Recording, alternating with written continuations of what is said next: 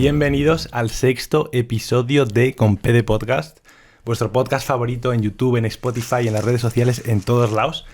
Ya sexto episodio, último episodio del año 2022, ya da comienzo al 2023 en pocos días. Esto va a salir, no sé muy bien aproximadamente, pero entre los 28 y 29 de diciembre. Así que nada, ya pues ha sido un placer teneros este tiempo de espectadores y apoyando al podcast este breve año, porque verdaderamente solo hemos grabado 6 episodios. Es verdad que hemos empezado en noviembre.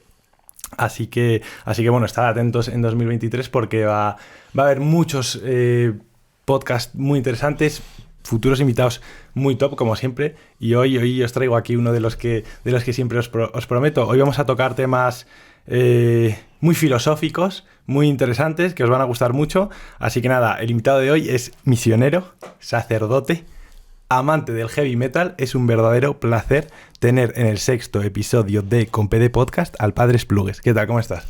Pues muy bien. Lo primero que te he dicho es que me puedes llamar Vicente y de tú. Vale. Bueno, pues es verdad, porque es que Es que ya el Padre Vicente Esplugues me ha sonado a muy lejano. Vale, pues a Vicente o Padre o... Vicente. Bueno, iremos Vicente, ¿no? Vale, pues normalmente... hemos enseñado antes un poco el canal y tal, porque yo escribí a Vicente hace como 4 o 5 días, ¿no? Y ha surgido todo a raíz de esto muy rápido. Entonces no has podido ver el canal, pero hoy te he puesto un poco para que te familiarices y demás. Normalmente yo a los invitados les suelo pedir, pues a veces les digo que expliquen un poco la profesión a la que se dedican, que cuenten sus inicios. Como en tu caso eres sacerdote, que todos sabemos lo que es un sacerdote, algunos más, otros menos, pero más o menos lo sabemos. Cuéntanos un poco tu historia. Uh-huh. Yo siempre pongo el apellido misionero, ¿no? Vale. O sea, porque pertenezco a una comunidad que es misionera, se llama Verbundey. Y la verdad es que el inicio de mi camino en la fe y mi camino en la iglesia tiene mucho que ver con la familia en la que nazco, ¿no? Yo soy el sexto hijo de una familia trabajadora, obrera. Ellos eran de Alicante, luego se fueron a vivir a Valencia, de un pueblo que se llama Bañeres. Y yo nací ya en Valencia, en el Cabañal, que es un barrio popular. Soy el sexto hermano y me crío en un ambiente, pues... yo no sé si marginalidad, pero sí barrio con pocas perspectivas de futuro, ¿no? Ahí no había concertados, ni privados, ni nada. Era enseñanza pública y de mucha calidad, padres currantes, hermanos estudiando en la universidad, con inquietudes todos, pues muy de progresar, pero desde los trabajos. Y a mí me abraza la cultura del heavy y del rock, pues en el colegio, en el instituto, ¿no? O sea, y yo empiezo a consumir música. En casa se escuchaba mucha por mis hermanos mayores, pero más, yo qué sé, otros estilos, más cantautores, música valenciana, música catalana, pero a mí aparece en mi vida Barón Rojo cuando yo tengo 12 años, ¿no? Que es la banda y una canción que me ha acompañado siempre, que es Con las botas sucias. Vale. Si pones musiquita, esa la puedes poner, ¿no? Y a partir de ahí nace una conciencia social, de barrio, de comparación con gente mucho más pudiente, porque uno nace pobre, porque uno nace rico, porque a uno se le abren posibilidades, porque a otros nunca. Y eso me va generando como una reflexión de amar la justicia por algún lado, ¿no? Okay. Esto no puede ser como los dados del parchís, que te toque un 6 o te toque un 1. Aquí hay un problema de fondo, ¿no? Y empieza a surgirme una sensibilidad social por África, por los más pobres, por los más necesitados. Y yo creo que eso son semillitas, el metal, la música, la clase social en la que nazco, que cuando aparece una predicación del Evangelio a mis 17, 18 años, que me hablan de Jesús, me hablan de la fraternidad y me hablan de un Dios que nos considera a todos familia, como que hace match. Vale. Hace match mi inquietud con el mensaje que recibo. Y desde ahí voy discerniendo que mi camino es ser misionero, estudiar teología y luego ya recibí el orden sacerdotal. ¿Y hay algo que, como un detonante, o una experiencia que diga... Yo creo que un primer palazo en mi vida es la muerte de mi madre, vale, cuando yo tengo 5 años, ¿no? Y Y sí que mis hermanos no querían que yo viera a mi madre muerta, pues porque pensaban que podía ser un shock muy fuerte, ¿no? Pero yo era así medio inquieto. Recuerdo que el día que murió y le estaban haciendo el velatorio, me llevaron a casa de unos desconocidos que tenían una piscina como adornando y edulcorando, pero yo notaba que esto era raro. ¿Yo qué hago con estos señores? Venga, Vicente, báñate. Total, que justo cuando en mi pueblo iban a trasladar el cadáver de mi madre de la casa a la iglesia, yo me metí en casa y la vi, ¿no? Y para mí es el primer contacto real con la finitud, con el límite, con que somos totalmente caducos y que hay que aprovechar la vida en cada segundo, cada minuto, cada hora, porque no sabemos cuánto nos queda, ¿no? La reciente pandemia también me lo ha acercado un montón, ¿no? O sea, yo soy de los curas que me tocó ir al Palacio de Hielo a hacer los servicios de exequias con todos los cadáveres, ¿no? Entonces, la muerte me ha acompañado mucho y yo creo que el heavy también está muy vinculado con la muerte, ¿no? Toda la estética de las calaveras, todo eso es como una presencia muy real de que esta vida es un regalazo, pero que está siempre amenazado por nuestra fragilidad. Y eso me suena a llamada interna a querer vivir cada día al máximo, haciendo lo que sea. Por eso te he dicho que sí al podcast. No te conocía de nada, no conocía el canal, no conocía nada, pero me dijiste, tío, me encantaría tener una aproximación a un sacerdote y he pensado en ti. Y yo enseguida dije, pues sí. Sí, encima es que son los temas que vamos a tratar son temas así que a todo el mundo le interesa, ¿no? Porque yo te lo he comentado antes fuera de cámaras que no creo en Dios ni... No es que sea ateo, lo que te comentaba, soy agnóstico, es decir, creo que no hay pruebas ni de la existencia de Dios ni de la no existencia y que al fin y al cabo para ser creyente tienes que... se basa en la fe, ¿no? Un poco. Entonces, me gustaría saber, bueno, hay muchos temas que has comentado que luego me gustaría indagar un poco más y profundizar, como por ejemplo la muerte, pero quería seguir preguntándote sobre tu vida como misionero.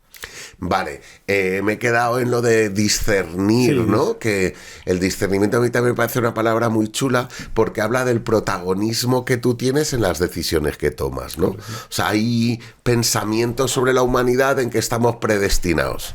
Uno está destinado ya a ser un fracasado y otro está destinado a ser un triunfador. Yo en eso no creo. Yo creo en la construcción. Claro que nos influye el ambiente, pero yo creo en la construcción de con decisiones los pasos que das. Entonces, termino teología y con 24 años mi comunidad me dice, nos gustaría que te ordenases, porque para nuestra fraternidad misionera no es un objetivo ser cura. O sea, yo no me metí en el Verbum Dei para ser cura. Para eso te metes en un seminario o hay otros caminos, ¿no? El cura diocesano es el que está en una parroquia, en una diócesis. Un cura diocesano de Madrid, pues toda la vida la desempeña en Madrid, uno de Cuenca en Cuenca. Lo nuestro es una comunidad misionera que tiene casa en los 5 continentes. Entonces, tu grado de poderte mover es más amplio, ¿no? Lo que pasa que yo sí que veo que el ser sacerdote es como un compromiso no solo personal, sino también comunitario. Entiendo que puedo dar el paso, lo doy, y ahí mi vida pues ya da un salto, ¿no? Una cosa es ser misionero, que colaboras, predicas, oras, haces lo mismo que un cura, pero para mí el sacerdocio tiene esa dimensión comunitaria y sacramental, las dos cosas. Sacramental es que es una forma de configurarte con Jesús. O sea, para mí el sacerdote es el que descubre que quiere que el yo, el ego, se minimice y que el Cristo que habita en cada uno se maximice, ¿no? O sea, para mí que ser cura es un seguidor de Cristo al máximo. Que eso lo tiene que hacer todo el pueblo de Dios, todos los bautizados. Pero para mí el sacerdocio te aporta esa capacidad de identificarte con Jesús, ¿no? Bueno, y entonces ahí el camino, el primer destino fuera de España, dentro de España fue Mallorca, y después de un año en Mallorca me destinaron a Venezuela. A Venezuela. A una ciudad que se llama Barquisimeto. No la conozco, pero... Y es una experiencia brutal. O sea, para mí fue lo de que la palabra normal se diluía. Ya. Porque ¿en cuántos países has estado tú y cuántos años has estado como misionero? He estado en Venezuela, he estado en Camerún y el resto del tiempo en España. Vale, imagino que habrás vivido experiencias duras, porque son países de bastante pobreza. Pero no más o menos duras que aquí. Quiero decir que en Venezuela es toda la novedad cultural. Yo llego una noche y oigo detonaciones. Y digo, ahí va.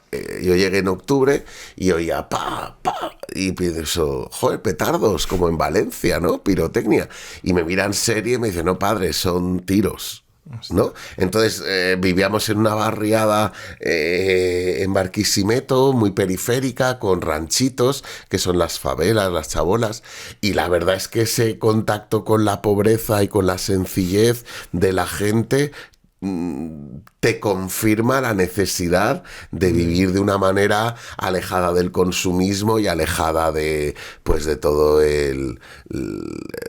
la voracidad del mercantil que se vive en Occidente, ¿no? Ahora en estas fechas, tío, a mí se me abren las carnes cuando pienso todo el afán de comprar, o sea, el Black Friday y todo esto, me parece que eso sí que es el demonio, ¿no? Cuando hablamos de qué es el demonio, yo no me imagino un pollo con cuernos y un patar de cabra. O sea, el demonio es lo que no es solidaridad, el demonio es lo que no es amor, el demonio es lo que a ti te hace tirar comida porque se te ha caducado cuando hay un montón de gente que no puede comer cada día, ¿no?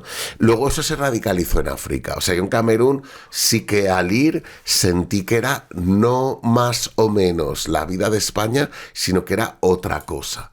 Otra cosa es como si te vas con Elon Musk a Marte, ¿sabes? Sí. O sea, Camerún es otro mundo, otra forma de vivir, y África me parece que es una experiencia que enseña. Es franca, no maquilla, no disimula. O sea, tú vas por los caminos donde nosotros estábamos, en Bembis, y ves a un cadáver en una carretilla porque se le ha muerto el marido a una señora y la forma de hacerle el velatorio no es su casa, que a lo mejor no es suficientemente digna, y va a casa de su primo, que es un poco más grande, y trasladan al cadáver en una carretilla y todo el mundo lo ve, ¿no? Y tú, con todas las experiencias que has vivido de misionero, ¿consideras, por ejemplo, que esto es como se dice bastante, que se valora menos la vida pues en Latinoamérica o en África o incluso en Asia que en Europa? Yo no creo que se valore menos, o sea, las prioridades son diferentes. O sea, a lo mejor tu preocupación aquí es que me pongo en Nochevieja. Sí. Y allí es que como hoy y que comen mis niños, ¿no? O sea, la profundidad del amor por la vida me parece que allí está más conectado con lo primario. Y con la supervivencia, entiendo. Y supervivencia, eso es. Pero las manifestaciones de amor también son mucho más sinceras. Yo la fiesta más grande que me he pegado ha sido con los pigmeos, una noche, una hoguera, un cielo estrellado porque no hay nada de contaminación, claro. Ellos con su percusión, y yo pensar, tío, esto es real, o sea, la gente pagaría por estar aquí, ¿sabes? Todo el mundo ahí con sus danzas, invitándonos a bailar con ellos, una música ahí súper ritual, tus birras, tu vin de palm, que es la bebida alcohólica que ellos beben con la savia de una palmera, y estás sintiendo, tío, que formas parte de algo muy, muy, muy global. O sea, sí, ¿no? La naturaleza. Me río yo de Avatar, y de Los Azules, o sea, lo más puro que yo he vivido es una fiesta ahí en Camerún, y que te acojan y te vivan como hermano, ¿no? Ya, o sea, también, bueno, con lo del valor de la vida no solo me refería a cómo valora la gente su propia vida, sino también un poco la concepción de la vida en general, ¿no? Porque sí que son países, bueno, en caso de África es un continente, no todos los países, evidentemente, y hay zonas, pero en las que la vida humana a veces alguien muere o vemos que hay muchos más asesinatos, entonces parece como que hay un desprecio por la vida humana. Lo que pasa es que, por ejemplo, en Colombia o en Venezuela, el honor tiene mucho valor. Ya. Entonces, yo por el honor mato o muero. A mí me insultas y me dices, tú eres un hijo de no sé qué. A mí me da igual, ¿no? O sea, queman la bandera, a mí no me ofende. Ya. O yo qué sé, dicen que los valencianos somos unos tetes y unas tetes. Sí. O sea, todos los topicazos que gente se ofende, Pues aquí yo creo que somos tan individualistas, tan narcisistas, Sí, puede que ser. no nos ofende nada. Claro. Y que somos unos ratas que queremos sobrevivir por encima de todo, ¿no? Sí. Eso también luego se ve reflejado en por qué verdaderamente en España no hay tantas manifestaciones. No hablo de manifestaciones de salir a la calle con pancartas, sino de salir contra el ejército o salir contra la policía y que haya revueltas de verdad, ¿no? Como que, no sé quién lo decía, lo oí una vez en una entrevista que cuando hablaban de la independencia de Cataluña, decía que no se iba a dar porque Cataluña no iba a tomar las armas, porque vivían tan bien y tan cómodamente que por su deseo de la independencia era inviable que pues muriesen, por ejemplo, ¿no? Entonces, Yo creo que, no sé, o sea, en el País Vasco no fue así. O sea, en el País Vasco también era otra época. Bueno, otra época, pero me refiero que hay una canción de Lo Barricada que dice: anónimo luchador, nunca tendrán las armas la razón, pero cuando se aprende a llorar por algo, también se aprende a defenderlo, ¿no? Ya. O sea, a mí me parece que alguien que es capaz de comerse 40 años de cárcel por una ideología, ese tío se merece mis respetos. Sí, bueno, a ver, también depende un poco cómo consigue, o sea, lo que hayan hecho, ¿no? Pero bueno, quería también tocar un tema. Bueno, hemos estado hablando del heavy metal, que lo has estado comentando, de las calaveras, de no sé qué. Yo siempre he tenido la concepción, puede que me equivocadamente, ahora me corregirás, que el heavy metal se ha relacionado mucho o ha tenido cierta parecido con el satanismo. ¿Es esto cierto o es un cliché? A ver, el heavy metal en general nace del inconformismo radical de los barrios periféricos de la ciudad de Birmingham. Y eso yo creo que está consensuado, ¿no? El heavy nace en Inglaterra, vuela a Estados Unidos, se fusiona con todo el soul y la lucha racial negra y sale un monstruo que es cantarle a lo oscuro de la vida. Vale. O sea, igual que los hombres G le pueden cantar a un parque, a Marta, a los chicles Bambán, a los Rosa, al unicornio y al arcoiris, te voy a hacer un símil con el cine. Vale. O sea, en el cine hay novela romántica, hay comedia, y en el cine hay snap movies, thrillers psicológicos, asesinos en serie. Vale, pues el metal le canta A eso. Y dentro de la zona más sórdida de la humanidad está también Satán, ¿no? Yo he hecho una licencia en teología acerca del heavy, una inculturación entre evangelio y heavy, y ahí lo que descubro es que todo el satanismo sí que está muy marcado por las bandas nórdicas de Noruega, Finlandia, y es una reivindicación de sus propias creencias precristianas. O sea, toda la península báltica, Noruega, Finlandia, Suecia, fueron evangelizadas no por católicos, sino por protestantes. Hablaremos luego de la reforma protestante. Y la iglesia protestante, a diferencia de la católica, sí que se basa mucho en el pecado, la condena del pecado, el pecado mortal. Entonces yo creo que la evangelización de los países nórdicos fue muy quitaros todo lo de antes, vikingo, paganismo, naturalismo, la montaña, Odín, la mitología nórdica. A mí me encanta la mitología nórdica. Loki, todo eso se lo cargaron y empezaron a construir iglesias protestantes que son de madera. Entonces detrás del quiero a Satán y no quiero a Cristo, es mucho quiero la cultura de las montañas, de las forest, ¿no? De los Cárpatos. Quiero esa figura que se rebela contra Cristo, pero en el fondo me rebelo contra la culturización cristiana que fue la evangelización protestante. Vale, ok. Y tú, por ejemplo, bueno, si quieres, ya que lo has mencionado tú, tocamos el tema un poco de la reforma protestante o más adelante, como quieras.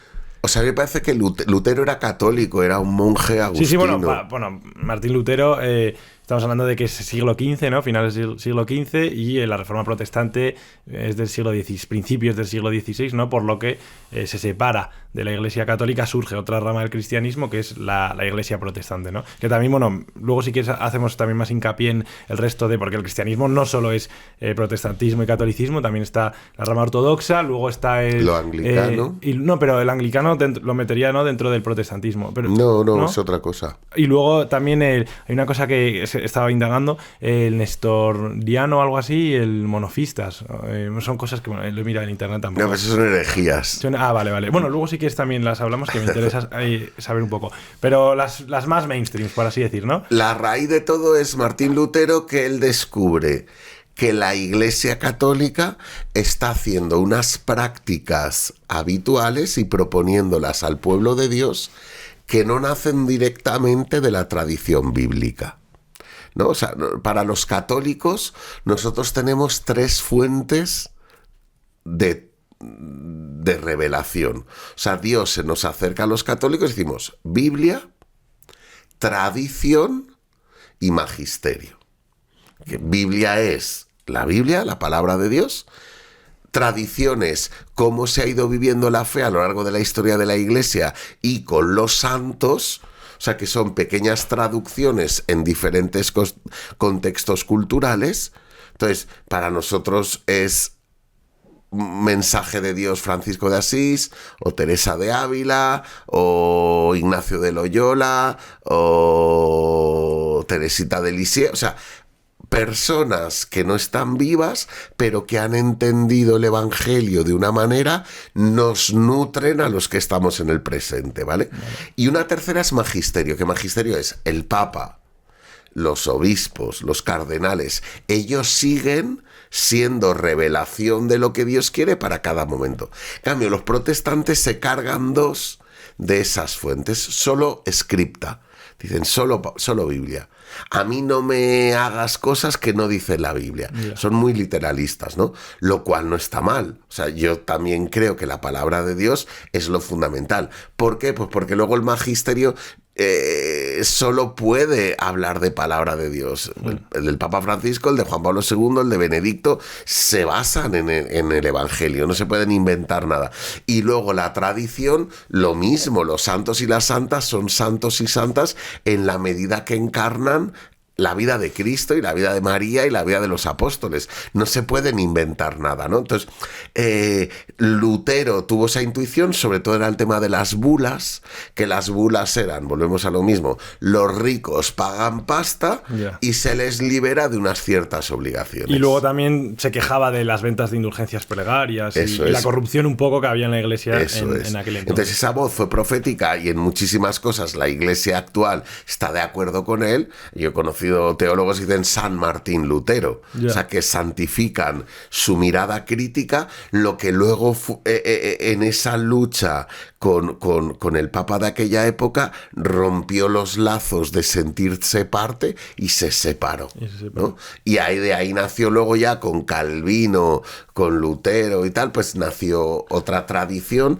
que, como te he dicho, que está basada en la Biblia. Son los pastores que ellos predican, se sabe la palabra de Dios con mucha literalidad, y luego hay cosas en las que yo no estoy de acuerdo, pues porque, ¿qué problema hay? Que es cada iglesia protestante se tiene que financiar a sí misma. No es como la Iglesia Católica, que de alguna manera ampara a todos los católicos. Entonces ahí entra ya el marketing religioso. Si yo vivo de esto, tengo que hacer algo diferencial para que la gente venga a mí.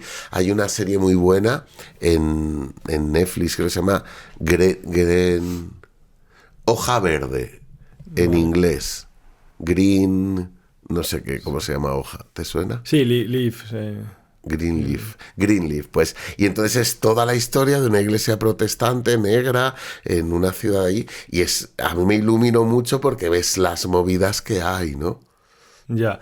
Y bueno, claro, porque estabas comentando, las ramas del protestantismo son entonces el luteranismo, ¿no? Entiendo. Martín Lutero tiene una, luego Calvino tiene otra. Vale, y luego me habías hablado del anglicanismo. Claro, esta es la religión que surge a raíz de Enrique VIII, ¿no? Cuando se separa de la Iglesia cuando está casada con Catalina de Aragón. y se quiere divorciar, ¿no? Entonces rompe relaciones con la... Roma le dice que no puede romper el matrimonio así. Dice, ah, no, pues entonces ya no soy Iglesia Católica y monto lo mismo. O sea, quiero decir que a nivel doctrinal es exactamente lo mismo, pero... menos la autoridad del Papa. Sí, que luego este tío, o sea, Enrique VIII... Y Enrique VIII se nombró el jefe de la Iglesia. Correcto. Y luego tenía sus propios pastores, ¿no? Algo así. Pero es que yo no he entendido cómo esa religión ha prosperado. O sea, una religión que surge del rey más déspota y más cruel de toda la historia de Inglaterra, que mira que no es poco, porque anda que ha habido, que tuvo 6 mujeres, que las decapitó a una parte importante de las 6 que tuvo. Luego cuando pasó lo de Catalina de Aragón, que la decapitó, por cierto, luego estuvo con... no sé si era Ana... No, estuvo con Ana Bolena, creo, después, o Elena Bolena, luego estuvo con... Bueno, con varias. En fin, que no entiendo cómo ha podido prosperar esa religión. También está muy unido a lo cultural. O sea, quiero decir que también si naces inglés, pues tienes algo, es lo mismo del Brexit. Yo no entiendo por qué Inglaterra se sale de la Unión Europea, ¿me entiendes? O porque... Sí, pero a ver, eso son más cuestiones económicas, políticas, pero estamos hablando de... que es lo mismo. Ya. O sea, que el rey, que no tiene ninguna formación teológica, se erija a sí mismo como cabeza de una iglesia, ya te habla de esa unión que en la Iglesia Católica también ha habido durante muchos siglos, esa unión cetro y cruz, ¿no? O sea, corona y obispos nunca ha sido buena, ¿no? O sea, la Iglesia tiene que ser suficientemente independiente respecto a los poderes políticos. Ya, yo por ejemplo, personalmente, una de las razones por las que, bueno, si quieres luego te comento un poco cuáles son las razones por las que no creo, aparte de que es verdad que al no haber una prueba fehaciente de la existencia de Dios, pues no puedo determinar que existe, pero una cosa que antes de dejar de creer, porque yo he sido creyente cuando era pequeño, como yo te comentaba antes, estudié en un colegio católico, y sí que es verdad que yo he creído un poco en la iglesia un poco como dogma, ¿no? Porque, es decir, cuando eres pequeño, pues no tienes raciocinio suficiente para decir, vale, yo creo en Dios, o voy a tener fe y voy a tal... Simplemente crees y punto, porque es lo que te han dicho tus padres, esto es tal cual, o sea, que es lo que te han dicho tus padres, lo que te han dicho en el colegio y crees. Luego ya, a partir de que bueno, vas creciendo y vas tal, pues te vas dando cuenta. Yo personalmente siempre he tenido ese punto racional de decir, hay algo que no me cuadra. Y antes de dejar de creer del todo, tuve una época en la que sí que creía en Dios, pero no creía en la iglesia. Es decir, yo siempre he dicho que creo en los misioneros. O sea, lo que a mí me motiva de la iglesia y veo positivo de la iglesia son los misioneros, los sacerdotes de a pie, pero nunca he creído en esa jerarquía eclesiástica, pues el papa, los obispos, que pues viven mucho mejor que el resto. Entonces sí que quería comentar contigo esta jerarquía. ¿Se nota mucho la jerarquía eclesiástica dentro de la iglesia? Yo creo que es algo humano. O sea, quiero decir que cualquier colectivo de cualquier dimensión de la humanidad se organiza de alguna manera. Yeah. O sea, tú no me hables a nivel de estados, porque mira los estados como son. Yeah. O sea, que te escandalice de la iglesia que haya jerarquía y no te plantes la monarquía. No, yo por ejemplo no soy monárquico. O sea, digo, no es más que... ¿quién vive mejor? ¿Los reyes? Sí, está claro, o sea, está claro. En general, ¿no? Entonces, sí. Lo que yo sí que creo es que fruto del pecado original que tenemos la humanidad, no nos sabemos ver como iguales. Ya. Yeah. O sea, y ya no hablo solo de los jerarcas, sino tú, a tu mismo nivel, dices, vuestro podcast favorito. Esa ha sido tu presentación, ¿no? Exacto. Y tú dices... Porque lo es. Eso, pues, o no, ¿no? O sea, que estamos, parece que rivalizando sí. o interesados en ocupar una posición más que el otro, ¿no? En la comunicación, en todo, ¿no? Los barrios donde vivimos, la ropa que nos ponemos. O sea, hay un principio de diferenciación que no nace de lo que profundamente somos. Ya, yo creo que somos una unidad. Jesús en el Evangelio, su sueño es que todos seamos uno, ¿no? Entonces, para mí la jerarquía es algo necesario. O sea, necesitamos tener líderes. Tú tienes ahí la camiseta de Luis Enrique. Y es verdad, no lo hemos comentado. Y él decía, yo soy el líder de esta selección, ¿no? No con intención de acaparar, sino de liberar a los jugadores de cierta presión, quiero pensar yo, ¿no? Pero luego te atrapa el personaje y se ha convertido pues en streamer, no sé qué, ahora cuelga todos los días donde entrena, qué está haciendo, qué pruebas, o sea... hay algo de ego que te atrapa. Entonces, para mí el problema no es que haya organización, sino los que han ocupado los cargos organizativos en función de quién han vivido. Vale. O sea, yo ahora leo la historia de la Iglesia y digo, tío, ¿por qué pactasteis con estos reyes? Si eran unos desgraciados. Y a lo mejor te dicen, hombre, pues que eran los que nos protegían. O sea, no se puede evaluar desde tus criterios actuales en el presente eso desde toda luego. la historia. Entonces, eso desde luego. Eso decía, tú me dices, la Iglesia no sé qué, y dices, bueno, pues gracias a la Iglesia hay un patrimonio cultural brutal, gracias a la Iglesia existe la universidad, gracias a la Iglesia existen los hospitales, la moral cristiana, gracias a la Iglesia hay literatura, hay imprenta. O sea, que me parece que también cargarle a la Iglesia el San Benito de no sé qué es restarle objetividad. Europa crece con las raíces cristianas, tío. El Camino de Santiago, Roma, Jerusalén, organiza y vehicula una forma de los países de sentirse parte de algo. El latín es iglesia y el latín nutre a todos los mecenas. Sin iglesia no habría Leonardo, sin iglesia no hay Miguel Ángel. O sea, no estoy haciendo una apología corporativa, ¿no? Que me da igual, y yo creo que el futuro de la Iglesia es como el Titanic que se está hundiendo y nosotros todavía queremos que no se hunda. Se va a reinventar. Tú antes decías algo que yo no estoy nada de acuerdo, no hay ninguna prueba de que exista Dios. Si tú solo las pruebas se lo das a lo científico, claro, puede ser que con el cientifismo no puedas tener pruebas, pero es el amor que tú sientes por tu novia. Las pruebas están en un laboratorio, en un alambique, en un microscopio. ¿Dónde están las pruebas? Se van más allá de lo científico, se van en lo afectivo, se van en diálogos, se van en gestos, ¿no? Para mí eso también son pruebas. O sea, yo claro que creo en el Dios, pues que no necesito más prueba que necesitábamos lluvia y está habiendo lluvia, necesitábamos una vacuna para el COVID y un montón de científicos se pusieron a buscarla. O sea, me parece que decir no hay pruebas de Dios es, si no las quiero ver, no las veré, pero con una mirada creyente yo las veo diariamente. Claro, pero ahí ya entra un poco la fe, ¿no? O sea, yo con pruebas me refería justo, pruebas científicas. Pero de todos modos, para no abrir varios estos, que luego tocaré muchos, pero yo con lo que me refería a la jerarquía, a ver, hay una cosa que es evidente, a la Iglesia hay que agradecerle muchas cosas, al igual que ha hecho cosas malas, ha hecho cosas buenas. Esto es un dato 100% objetivo, o sea, es así. Por ejemplo, algo yo que valoro mucho de la Iglesia es la moral cristiana que hay en Occidente, ha sido gracias a la Iglesia, el que se valore tanto la vida personalmente, y encima esto lo he hablado con historiadores y todos concuerdan que es gracias a la Iglesia. Yo lo que me refería con la jerarquía no es la organización, porque todo se tiene que organizar de alguna manera, sino los escalafones, los distintos escalafones. Es decir, tú vives... o sea, los sacerdotes tenéis que hacer, entiendo, el voto de pobreza, y hay muchos que viven...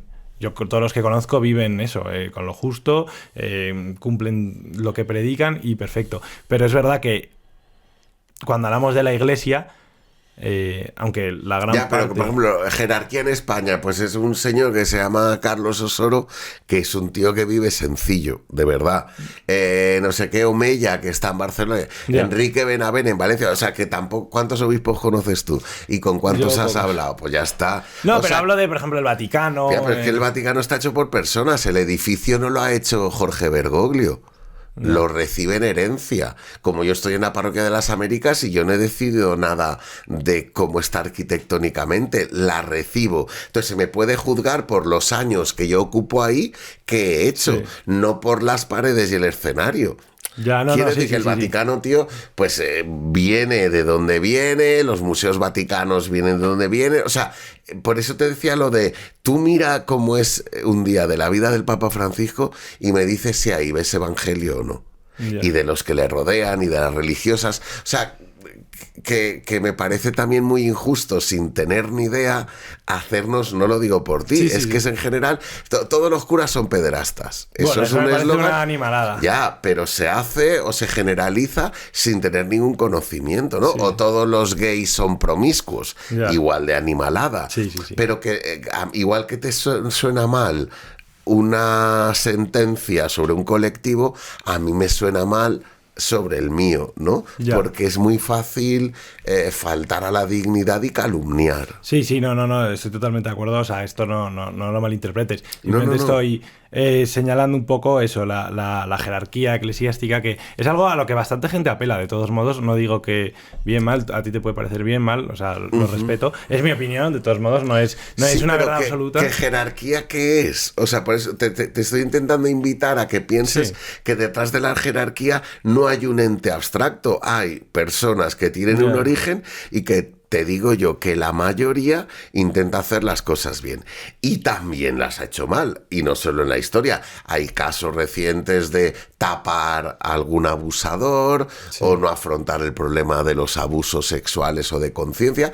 Pero estamos aprendiendo y con el Papa Francisco se ha abierto el melón. O sea, una de las causas por las que Benedicto XVI renuncia a seguir es porque él ve que no tiene fuerzas capaces de afrontar algo que había que hacer, que es la reforma tanto de la curia romana como los casos de abusos. ¿Y qué opinas tú del Papa Francisco? ¿Te gusta como papa? Me gusta como me gustaba Benedicto, como me gusta Juan Pablo. O sea, segundo. Quiero decir, si acepto que el Espíritu Santo influye en la elección del Papa, tengo la misma confianza en cualquiera. Y este en concreto aborda su ministerio desde la misión y desde lo pastoral. Y en eso coincido mucho con él, porque también es la rama de la teología en la que yo me especializo, que es la teología pastoral. Que te la explico muy fácil, es el Evangelio es uno y es eterno, pero hay que traducirlo en las culturas y en los contextos culturales. Entonces, el pastor, la pastoralidad es cómo hacer entender el Evangelio a la cultura del aquí y del ahora. Vale. Y eso Francisco lo está intentando hacer y nosotros también. Porque, y luego, esto no sé dónde lo escuchaba el otro día, creo que en un podcast que traían también a un sacerdote, y comentaba que, claro, la iglesia que católica es una, pero es verdad que luego ya cada continente, lo que comentabas tú un poco, hay distintas culturas y eso es inevitable y no va a pensar lo mismo, no vas a pensar tú lo mismo que igual un cura en Venezuela o en Camerún o en tal. Entonces, ¿cómo se hace para que más o menos se siga un mismo discurso? Que es el que al fin y al cabo son la Biblia, ¿no? Las Sagradas Escrituras, pero cada uno un poco llevado a su cultura y a su forma. O sea, porque tenemos en el ministerio sacerdotal, tenemos la unción del Espíritu, que nos lo imponen en la ordenación, imposición no de obligación, sino nos imponen las manos, que eso es una práctica pues muy antigua, ¿no? Del traspaso del espíritu a través del tacto y de los sentidos, ¿no? Entonces, nosotros por el Espíritu tenemos como la autoridad de poder ser voz de Dios en los contextos donde nos manejamos. Entonces, en España, con la gente que yo conozco, que culturalmente consume los mismos contenidos, que sé cómo es la gastronomía, que sé más o menos cómo es el ocio, pues yo tengo muchas herramientas para colarme en el corazón de la gente y a mí muchas veces me dice, es que parecía que me estuvieras hablando a mí. Yeah. ¿No? O sea, esta misa era para mí.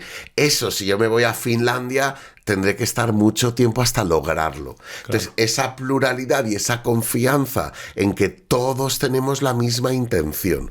Puede que cambien las formas, pero la intencionalidad de fondo es la misma, que es que la gente tenga encuentros con Cristo. Claro, porque tenéis que, es eso, lo que dices, llegar a ellos. Y que la gente se sienta identificada, porque al fin y al cabo, si tú transmites un mensaje pero no genera y no amor... es una franquicia, ¿me entiendes? Ya, no sí, es solo puedes decir esto, o sea, nos da toda la cuota de creatividad que cada uno tiene. Claro. Y tú, por ejemplo, no vas con la indumentaria con la que suelen ir los sacerdotes.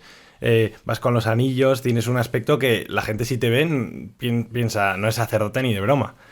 ¿Esto te ha llevado por has tenido confrontación con algún sector, pues con algunos sacerdotes o con algún sector de la iglesia, o libertad absoluta? O sea, te comentaba antes, ¿no? Que llevo 19 años en la misma parroquia. Entonces, poca gente hay en mi barrio que no sepa que soy el cura. O sea, porque aunque no vengan, pues me ven vivir allí y tal, ¿no? O sea, yo respecto volvemos a lo del espíritu de las normas, ¿no? Tú decías, antes hablabas de moral católica, o sea, sí que es verdad que el derecho canónico dice, tiene que haber un elemento distintivo en el presbítero para que los demás sepan que es presbítero, ¿no? ¿Tú sabes que soy presbítero? Sí, pues ya está. Claro. ¿Lo sabe la gente de mi parroquia? Sí, ¿no? ¿Por qué no uso el clériman habitualmente? Pues porque para mí es un elemento como de distancia, de decirte yo no soy como tú, y yo precisamente intento vivir el ministerio no advirtiendo de somos diferentes, sino provocando que somos unos hijos de Dios, tanto tú como yo. Sí. Entonces no me quiero distanciar de ti, respeto muchísimo a mis hermanos que lo usan, me parece que es un elemento que en mi pastoral no es lo más... O sea, dices, llevo una calavera y llevo el Padre Nuestro en latín, o sea que un anillo es eso. Vale, o sea que claro, es lo que comentas, ¿no? La importancia de... O sea, tu rol es más eso, el de identificarte con la gente a la que das misa. Quiero, no sé, a ver, es que hay muchos temas que quiero tocar, estoy un poco ahora abruma porque me gustaría hablarte de Marx. Si te parece bien, hablamos de Marx y hablamos de la religión. ¿Los hermanos o...? No de Groucho, sino de Karl Marx. Quiero hablar, no hablo de la religión católica, hablo de la religión, englobando todas las religiones. Esa famosa frase que decía él, la famosa cita de la religión es el opio del pueblo. ¿Qué opinas tú de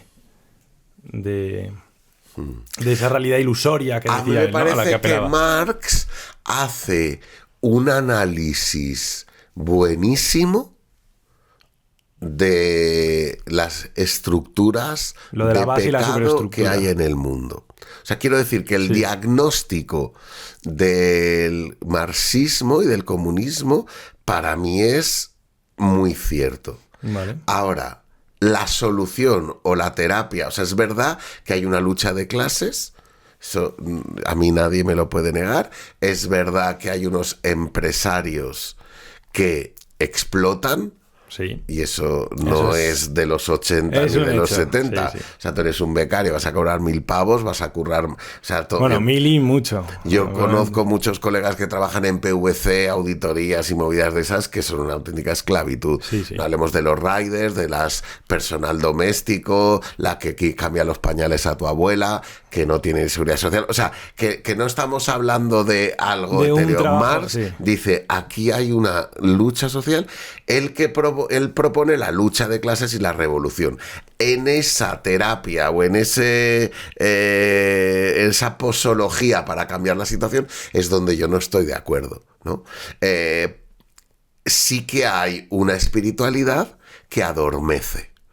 O sea, todo el mundo de la droga, todo el mundo del alcohol, los fumaderos de opio en China en el siglo XIX, todo el consumo del cannabis, o sea, todo lo cultural es la ayahuasca. O sea, en todas las culturas hay elementos que nos hacen evadirnos de una realidad muy cruel, ¿no? Entonces, cuando él dice hay religiones que es opio del pueblo, yo estoy completamente de acuerdo. O sea, hay unas espiritualidades que en vez de afrontar la realidad histórica, lo cifran todo en el paraíso, iremos al cielo, en el cielo seremos felices. Valhalla, ¿no? Como aquí aguanta, no protestes, sé sumisa, sé sumiso, que en el cielo Dios te premiará. Esa no es mi religión. Ya, o sea, tu religión es vivir el día a día. Hombre, y creer que el empresario y el trabajador son hermanos. Ya. y que desde esa doctrina social de la Iglesia puede haber un modo de producción que no sea escatimar los recursos del planeta, ecosostenible, Justo. con una ecología integral, con un respeto del otro. ¿Y eso dónde nace? En no tener un afán consumista. Yeah. No necesitamos los armarios llenos de zapas o de pantalones, no necesitamos más de lo que usamos, ¿no? O sea, como te decías, un cura vive de lo que necesita. Pero es que ¿para qué quieres acumular más? O sea, yo entiendo que un matrimonio que tenga hijos tenga que tener cierta previsión para los estudios del niño o para la ortodoncia, porque le paguen un año en Inglaterra o en Estados Unidos. Pero nosotros que vivimos célibes, tío, yo no estoy pensando en mi jubilación. Lo más seguro es que no llegue, pero si llegara a los 70, 65, pues alguien me acogerá, y si no, pues yo qué sé, un brick de Don Simón y a un cajero del Santander a dormir. Esa es otra. Los curas, ¿cómo se financia? ¿Cómo os financiáis? Pues están los diocesanos, que es los que prestamos servicios a la diócesis, vale, y están los que viven en órdenes, en comunidades religiosas. Okay. La forma de financiación de los diocesanos es cobramos un sueldo que nos da la diócesis de Madrid. ¿Y ese dinero de dónde sale? Pues sale de las colectas, de nuestros servicios, de las bodas, de los funerales, de todo eso vivimos. Vale. Y nos pagan un sueldo. Las congregaciones religiosas, muchas tienen colegios, muchas tienen hospitales, dimensión sanitaria, y eso genera recursos para ir pagando a los miembros de la congregación. Es un sueldo sencillo, pero también nos pagan casa, luz, ¿no? Eso lo pagamos con el sueldo nuestro. Vale, sí, o sea que no tenéis, siempre y cuando, porque ahí hay como despidos, te pueden despedir, te pueden excomulgar, entiendo, siendo sacerdote, ¿no? Te pueden suspender, se llama, suspenso ad divinis. Lo de excomulgar era antes. Excomulgar es, hombre, si vas en contra del dogma te pueden excomulgar, pero, por ejemplo, que si tienes comportamientos que son delito, sí, te pueden suspender del sacerdocio. Y ahí te quitan el sueldo, entiendo. Sí. Ok. O sea que ahí ya te buscas tu trabajo. ¿Podéis tener ingresos, además de lo que recibís como sacerdotes, por vuestras labores? ¿Podéis tener luego ingresos aparte? Por ejemplo, imagínate, te pones ahora a trabajar de, yo qué sé, pues el caso de ese Medani de youtuber o de ingeniero en tus ratos libres. Siempre que no interrumpa. O sea, habría que preguntarle al obispo o a tu superior de la congregación cómo lo ve él. ¿Me entiendes? O sea, lo que tiene que ser es transparente. No puede ser que lo vivas de tapadillo o para ti. O sea, yo, por ejemplo, todo lo que ingreso va a mi comunidad. Yo no tengo una cuenta corriente a nombre de Vicente. Vale. Tenemos una cuenta colectiva y ahí lo que ingresamos todos va y repartimos a comunidades que no tienen recursos y les ayudamos. Vale, y luego entiendo que cuando necesitéis comprar unos zapatos, dices, oye, me compro unos zapatos. Eso es. Y lo sacáis de ahí todo. Y tenemos todos tarjeta o billetes de AVE o una entrada para un concierto. Ah, vale. Y pasa que algunos, por ejemplo, se gastan más que otros y luego hay ahí riña. A ver, en el tiempo no, tenemos un presupuesto común. Quiero decir, a lo mejor uno necesita un portátil o un móvil porque se le ha roto, pues en el momento ese es el que gasta más. Yo me hice un tratamiento bucodental que era una pasta y me lo pagó la comunidad. Otro se pone a estudiar y necesita la matrícula. O sea, quiero decir, es muy dinámico, es como una familia, pero no nos estamos contando ni vigilando, ni no somos la KGB, somos familia. Justo, eso está bien, ¿ves? Es lo que hablaba yo, lo que valoro mucho de la iglesia, el sacerdote de a pie. A mí yo es lo que siempre, es como la frase que siempre he dicho de que me llevo muy bien, te lo comentaba antes, que tengo muchos amigos sacerdotes con los que me llevo estupendamente, ¿sabes? Así que nada, ahora ya si por poner otro tema, quería hablar del tema. Bueno, antes de sacarlo, habías comentado que la iglesia es un poco es como un poco el Titanic, ¿no? Que se está hundiendo y hay que rescatarlo, hay gente que intenta rescatarlo, pero que tú no lo ves, o crees que se tiene que cambiar. Yo creo que se está hundiendo una vieja estructura y se reinventará en otra. Vale. Quiero decir, que se está hundiendo lo que llamábamos la cristiandad. y cristiandad es la herencia de esa convivencia entre poder civil y poder religioso que ha inundado muchos siglos de la historia de Occidente. Vino la Revolución Francesa y fue el cambio, independencia de poderes, ¿no? Y a partir de ahí ha nacido una iglesia que llamamos una sociedad laica, y un papel de la iglesia respecto a la sociedad de ayuda, pero no de imposición. O sea, en la cristiandad, para que te hagas una idea, es la Inquisición, ¿no? O sea, los curas somos los que decidimos cómo tienen que ir vestidas las mujeres. Me parece una barbaridad. Ya. O qué música hay que escuchar, o qué libros puedes ver, o qué series puedes ver. O sea, a mí me parece que el dominio de conciencia en nombre de la religión sobre la sexualidad, sobre la moralidad, eso no ha hecho bien. Es que no ha hecho bien porque ha sido crear estructuras de temor, no de atracción, no de compartir, ¿no?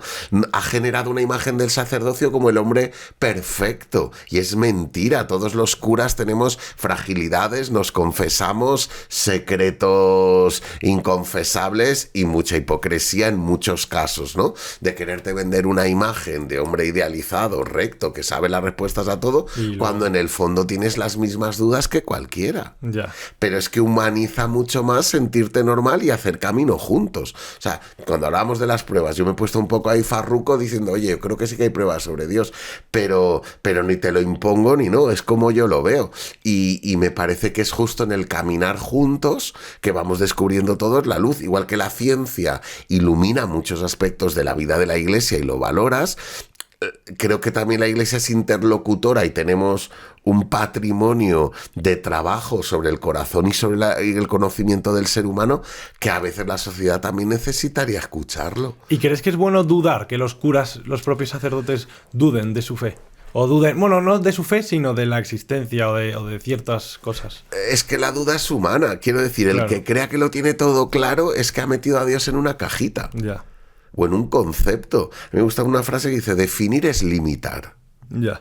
Entonces yo no te puedo definir a Dios, ni te puedo definir mi experiencia de fe, no te la puedo definir, te la puedo balbucear e intentar explicar, pero fue así, o esto es verdad absoluta. Yo me río de tanto fundamentalista en todos los sectores que intentan decirnos solo es así y luego viene un tsunami de realidad y se lleva tu estructura y tu chiringuito y lo lleva a la ruina, ¿no?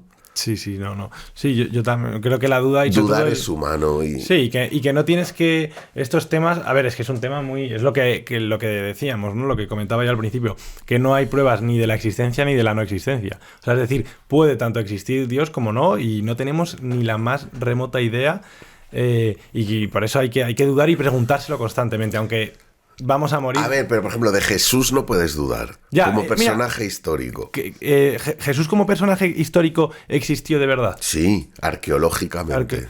Y todo lo que se dice, toda la historia de Jesús, los 12 apóstoles, todo eso está científicamente. Eso es verdad. La casa de Pedro, Cafarnaún, todos los lugares bíblicos, ¿no? Vale. Otra cosa es los que milagros, ese personaje histórico tú reconozcas que es hijo de Dios o no. Ya. Ahí está el salto de la fe.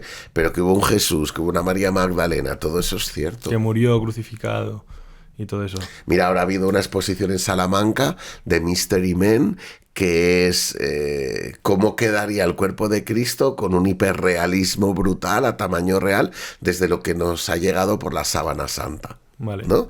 Desde la Sidone en Milano, en Turín, perdón, han hecho una recreación en 3D de cómo sería el cuerpo de Jesús. Y eso, más allá de si tienes fe o no que es el cuerpo de Jesús, o sea, te estremece el realismo de un hombre judío machacado y torturado en la cruz. O sea, porque los datos que revelan hablan de tortura, ¿no? Que es lo de Mel Gibson, la peli de Mel Gibson, La Pasión. Es cómo eran los elementos de tortura de los romanos y cómo la cruz sí que era un elemento de condena para los que no eran ciudadanos romanos. A los ciudadanos los decapitaban, a los que eran de pueblos extranjeros los crucificaban. Se han encontrado látigos de cómo eran en la época de Jesús. O sea, yo en eso no puedo...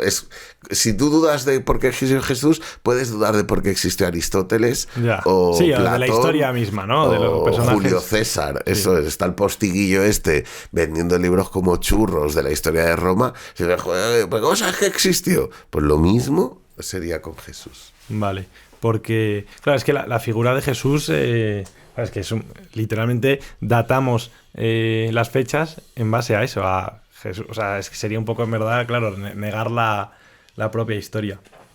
Y algo que te quería comentar también que has comentado, el tema del sexo, ¿no? Como la opinión que tiene un poco la Iglesia sobre las relaciones prematrimoniales, ¿no? Como que hay que cumplir el voto, pues eso, de llegar virgen al matrimonio. ¿Eso qué opinas tú? O sea, yo creo que lo primero que hay que informarse es qué piensa la palabra de Dios sobre el sexo. Sí. Porque de ahí bebe la Iglesia, ¿vale? Entonces, lo que piensa, lo que nos revela tanto el Antiguo Testamento como el Nuevo, es que el sexo es un lenguaje y una expresión del amor, ¿vale? Y sirve para la mutua ayuda de los que lo practican y abierto a la transmisión de la vida. O sea, ese es el fundamento del Génesis. Pablo le añade que a través de la relación del hombre y de la mujer se está dando a conocer quién es Cristo para el otro. O sea, espiritualiza Pablo la sexualidad como un camino de llevarnos a Dios. Entonces, la Iglesia no condena el sexo. La Iglesia lo que dice es que si es un lenguaje, que lo que exprese pueda ser comprensivo. Vale. Y que no haga ruido, sino que comunique. Entonces, yo creo que la Iglesia sí que es muy veladora de no prácticas sexuales que hieran. Vale. Que humillen, que utilicen, y ahora una palabra para mí clave que es que cosifiquen. Vale. ¿A qué hablo yo de cosificar?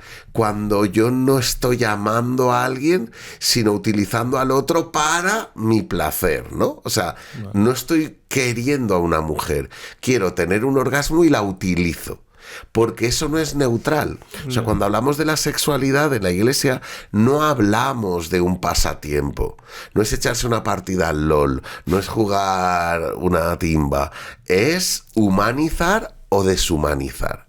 Entonces, cuando tú has sido víctima de una vivencia del sexo que te rompe, te das cuenta de que las consecuencias de afectividades rotas, mujeres y hombres abusados, mujeres y hombres prostituidos, mujeres y hombres tratados, destroza a la persona. Entonces, cuando la Iglesia suena a mojigata, a moralista, a estrecha, lo que está diciendo es SOS warning.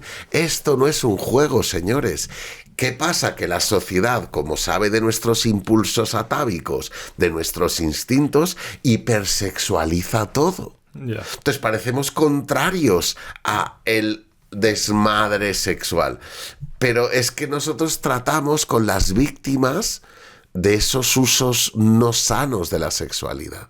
Y vemos gente sufriendo tanto que nadie nos va a bajar del burro de tomároslo frívolamente. O sea, aquí en el fondo lo que estamos teniendo es una visión antropológica sobre el ser humano. El sexo no es un pasatiempo. El sexo no es comerte un helado. El sexo es lo que a ti te vehicula para entregarte al otro. Entonces, alguien adicto al porno sufre luego un montón querer tener una relación limpia. No puede. Yeah. No podrá con terapias y tal. Pero es tan fuerte la adicción que cosifica. ¿Qué ha pasado con violadores que han estado 15 años en prisión, salen y reinciden? ¿No? Que se habla hasta de castración química. ¿Eso te suena el concepto? Sí. O sea, que con inyecciones y tal te bajen la libido.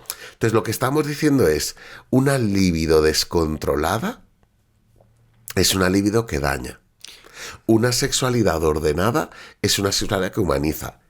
Como eslogan. Ahora lo concreto, sí. Ahí hay que variar mucho. O sea, las normas de la Iglesia están dichas siempre concorde a la sociedad en la que vive. O sea, quiero decir, lo que se pensaba en el siglo XIII ha cambiado en aspectos. O sea, la Iglesia pensaba que la Tierra era plana.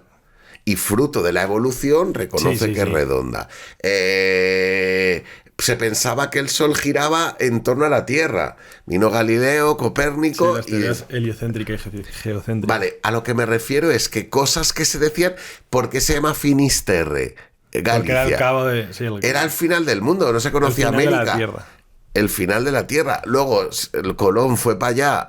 Sí, está claro. Se encontró y cambió el discurso. Lo digo porque la Iglesia ya ha demostrado a lo largo de la historia que ha ido evolucionando su discurso porque las evidencias científicas le han ido obligando. A la gente antes creía la literalidad de Adán y Eva y ahora dialoga con Darwin y la evolución y no tiene ningún problema, pero ni con el Big Bang. O sea, que no creemos... Bueno, el Big Bang es de Lemaitre, que era un sacerdote. Por eso a lo que me refiero es que nosotros no estamos defendiendo arqueología moral. Dialogamos con el mundo que nos toca vivir. Entonces, no es lo mismo como se casaban hace 100 años, que se casaban a los 18, 19, 20 y 21, ¿no? Sí. Pienso en la mujer.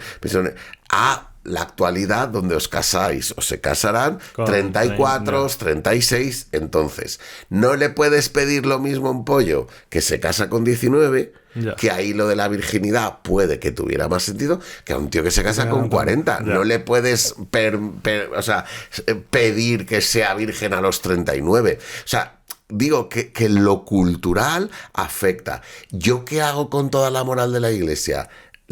Intento entender qué defiende. Ya. O sea, aquí no va de es una norma rígida porque no, sí. Esto es algo debatible. No, y que quiero entender cada norma por qué es y qué defiende y qué busca. Y te digo que siempre será sanar al ser humano. No va a reprimir. No es claro, como vosotros sois célibes, no queréis que los chavales disfruten con el sexo. Mira, no digas tonterías, que hemos sido cocineros antes que frailes. Ya. ¿Sabes lo que te digo? Yo no entré ya... en el seminario sin saber lo que es sexo, sin saber lo que es querer a una mujer. O sea, a lo que me refiero es, tío, que no nos mire la gente como los castradores de las alegrías, ¿no? Es solo cuidado. Y si de a ti o a quien nos esté escuchando sabes lo que es que te hayan chuleado, que te hayan utilizado, que te hayan tratado como a un Kleenex, que en una noche te prometen la luna y al día siguiente te hacen ghosting, pues entonces dices, tío, yo sufro eso, entonces no quiero volverlo a tener. Y la Iglesia avisa y dice, joder, no juguéis que os dañáis. Ya, bueno, a ver, también entiendo que luego hay muchas otras personas que, pues yo qué sé, lo típico, ¿no? Sales de fiesta, conoces a una chica o a un chico y pues vais a su casa y tenéis ahí una relación sexual. Eso, o sea, ahí yo creo que sí, también se hace con cierto control. Es como lo de las drogas, ¿no? Que aquí lo hemos debatido mucho ese tema, ha salido bastante. Yo estoy a favor de la legalización o de revocar la prohibición más bien de las drogas, pero todo tiene que tener un control y una mesura, si el descontrol absoluto luego lleva a las personas a la adicción y al caos y a lo que comentas, ¿no? Y a los problemas. Y por ejemplo, ya siguiendo con esta línea que me parece bastante interesante, es un tema que es como muy, muy cliché, pero se debate mucho, ¿no? La relación que tiene la Iglesia con las relaciones prematrimoniales y demás. Y hemos hablado de las relaciones prematrimoniales de personas pues, como yo, que no soy religioso, pero con los sacerdotes, por ejemplo, ¿por qué los sacerdotes no pueden tener relaciones sexuales? Porque creo que en el protestantismo sí, ¿no? O en alguna rama. Sí, los pastores tienen esposa. Esto para mí es una medida disciplinar, vale, no teológica. ¿Eso qué significa? Que hasta el siglo XIV se casaban los obispos y los curas. O sea, en la palabra de Dios, en la primera carta a Timoteo, dice Pablo, los presbíteros que vivan con una mujer, porque si no saben gobernar su propia casa, ¿cómo gobernarán la comunidad? O los obispos. O sea, quiero decir, y los apóstoles primeros de Jesús estaban casados, menos Pablo y Juan. Bueno, a lo que me refiero es... algo que se vivía en la vida religiosa y monástica, que es vivir en comunidad, célibes, eso de alguna manera se impuso al clero regular, al clero secular, perdón. O sea, ¿qué quiero decir? La práctica de la virginidad es un hecho de muchas. religiones, ¿no? O sea, en los templos de Vestas, o sea, había vírgenes más allá del cristianismo, gente que no quiere casarse y se quiere entregar a Dios. Esa gente luego empezó a vivir en comunidad, los padres del desierto y tal, y era una vivencia sana. Hay un momento donde los curas de parroquia se les impone esto que ya vivía la vida religiosa, ¿no? Hay muchas teorías sobre la razón, tal. Intenta venderse como virtud. Yo lo que entiendo es que tiene que ser una vocación y una llamada. Vale. O sea, el que entienda y haya discernido que el Señor le llama a este tipo de vida, nadie le obliga, no le está reprimiendo a nadie, lo haces libremente y tal. Y cuentas con la gracia de Dios para vivirlo. Vale. Ahora, si es una imposición, me parece que todo lo violento hiere. O sea, nada violento permanece. Entonces, hay mucha gente, mucho religioso, mucha religiosa, mucho consagrado, que no tiene una vivencia sana ni plena de su propia sexualidad. Vale. Y hay ahí, pues, escándalos de gente que no lo vive bien y tú conoces cercanamente a algunos, ¿no? O sea, quiero decir que esos son, pero que pasa igual en la vida de la pareja. O sea, cuánta gente llega al matrimonio sin una salud sexual buena y convierte la pareja en algo muy dañino. O sea, quiero decir que somos hombres y mujeres en la iglesia que vivimos y sufrimos lo mismo que vive la gente fuera. Está claro. Entonces, no sois una especie aparte, ¿no? Entonces lo digo porque si tú no estás entrenado en ser un comunicador y en hablar de tus sentimientos y no sabes ponerle voz a lo que te pasa por dentro, ¿qué compartir tendrás con tu pareja? Ya. O sea, nos podemos ir a cenar o a un pinball o a un escape room, pero no sé de mí mismo nada. Entonces yo creo que la espiritualidad también facilita la relación interpersonal.